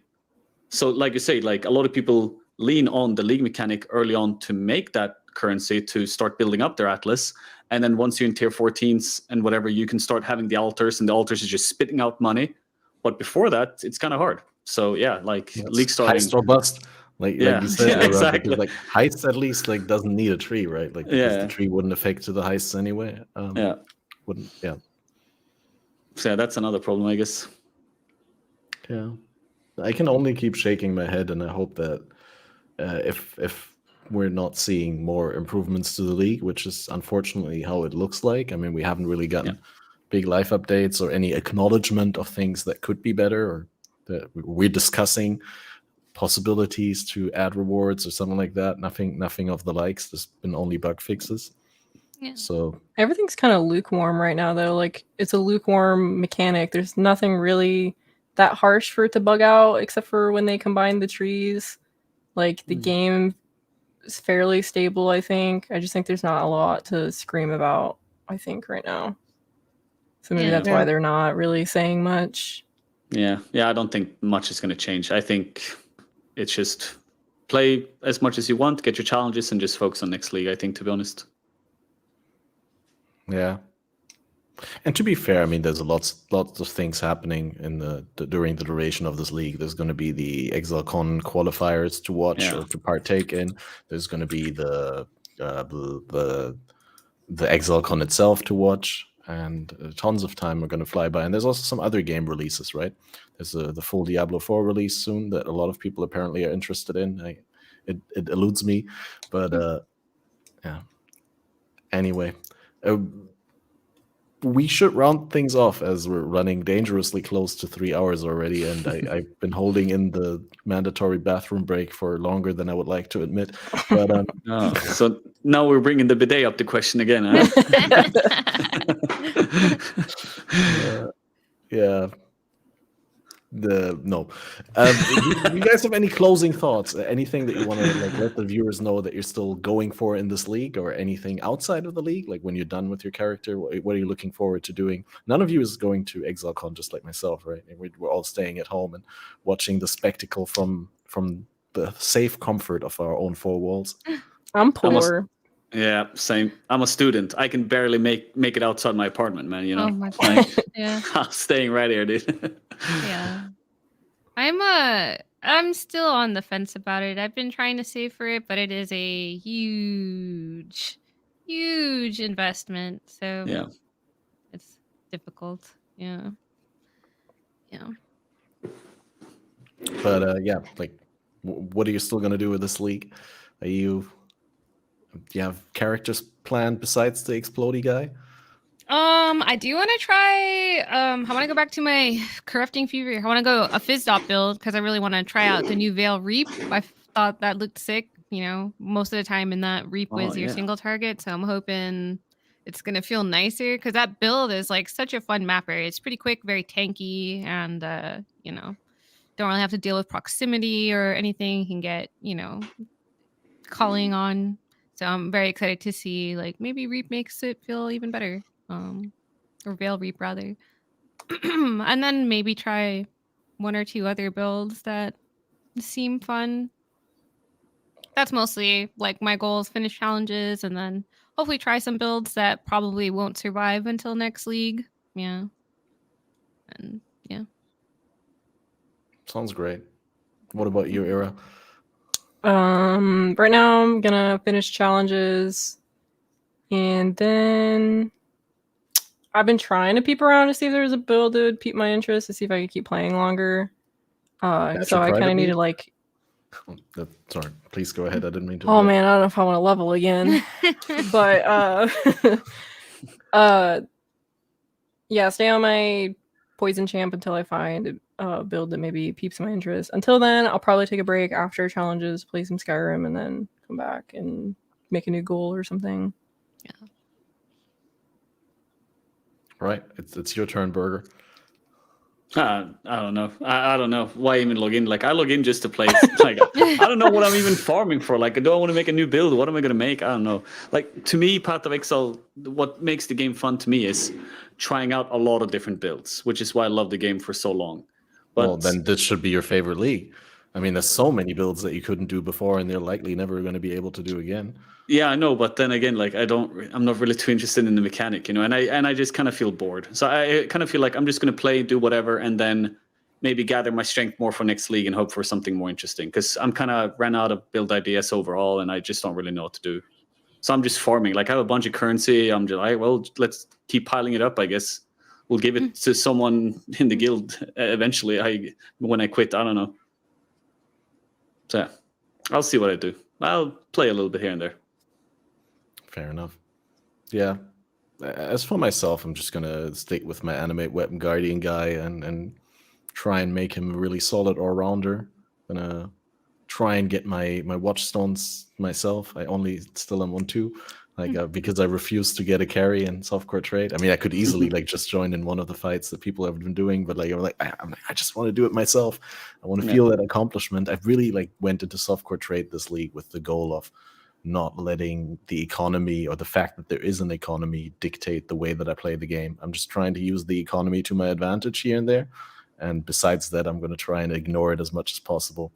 Just play like as if I was an SSF, but you know, whenever I feel, oh, I could buy this or I could sell this, then obviously I do that to bypass a little bit of the heavy grinding. See, that is prime group private league Mhm. attitude.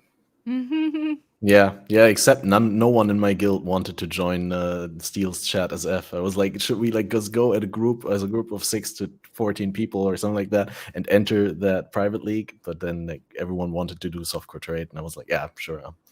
Well, his private league was about as big as trade, so he said like 6,000 people, so it's still difference in several numbers. Just a casual 6K. Yeah. And that's Goddamn. true. Steel player 6K doesn't matter. It doesn't like it's way heavier than like regular standard league 6K players, right? Like Yeah. 6K steel mage fans is way more than 6K standard players. Yeah. Anyway, it was a great chat, guys. It was awesome to have you all on here. People already know what they should be looking out for as to your content, and I hope that the chat and the people listening to the VOD and the video that we have now on Spotify, as well the audio versions and all the podcast platforms, I hope you guys are gonna go and check out Denny, check out Ira, check out Burger Brush, and leave them some feedback and enjoy their vibes, because I think they're all individually amazing broadcasters and have their own little communities carved out that I actually have their own vibe. I just celebrate the amount of individuality we have in the creator community, especially in the Path of Exile space. But like the internet has paved the way for so many people who, I don't know. I don't even know what to say. I'm rambling, obviously, but thank you guys for taking so much time to come on the show and to voice your opinions. I had a great time, and like I said, it definitely didn't feel like so many minutes. As always, you guys in chat should be leaving a comment and a like and all that for the algorithm. Don't forget that. And there will be more Fated Connections this week. I'm not sure whether after this podcast we already scaled down to 1 per week, as there's really not that many new things, not that many things to talk about, but there's always fun topics that we can dig up and talk to guests about. So I hope that we can do more. And certainly during ExileCon, there will be some special casts, I hope, that we can comment on the reveals. Man, I have such big hopes for ExileCon. I just hope the next league is going to do some amazing stuff. But yeah, until then, make sure to keep in mind there's fated.fyi/next into your browser bar for the countdown to the next episode as soon as it's scheduled. And of course, it will be found on the YouTube as usual. And until then, have a wonderful rest of your league. Get some great items. And then I can show them here on the podcast, right? So if someone has like some insane energy shield or whatever, then yeah. Until then, bye. Don't look confused, Burger. It's just the outro music. I know it's the deli voice guy is gonna start talking now. God damn. Telling me I'm useless and stuff. Don't forget to leave a like and comment. Stupid. Have a good one. Bye. See you for the next episode. Thank you. This is the end. Bye. Wait, I need to press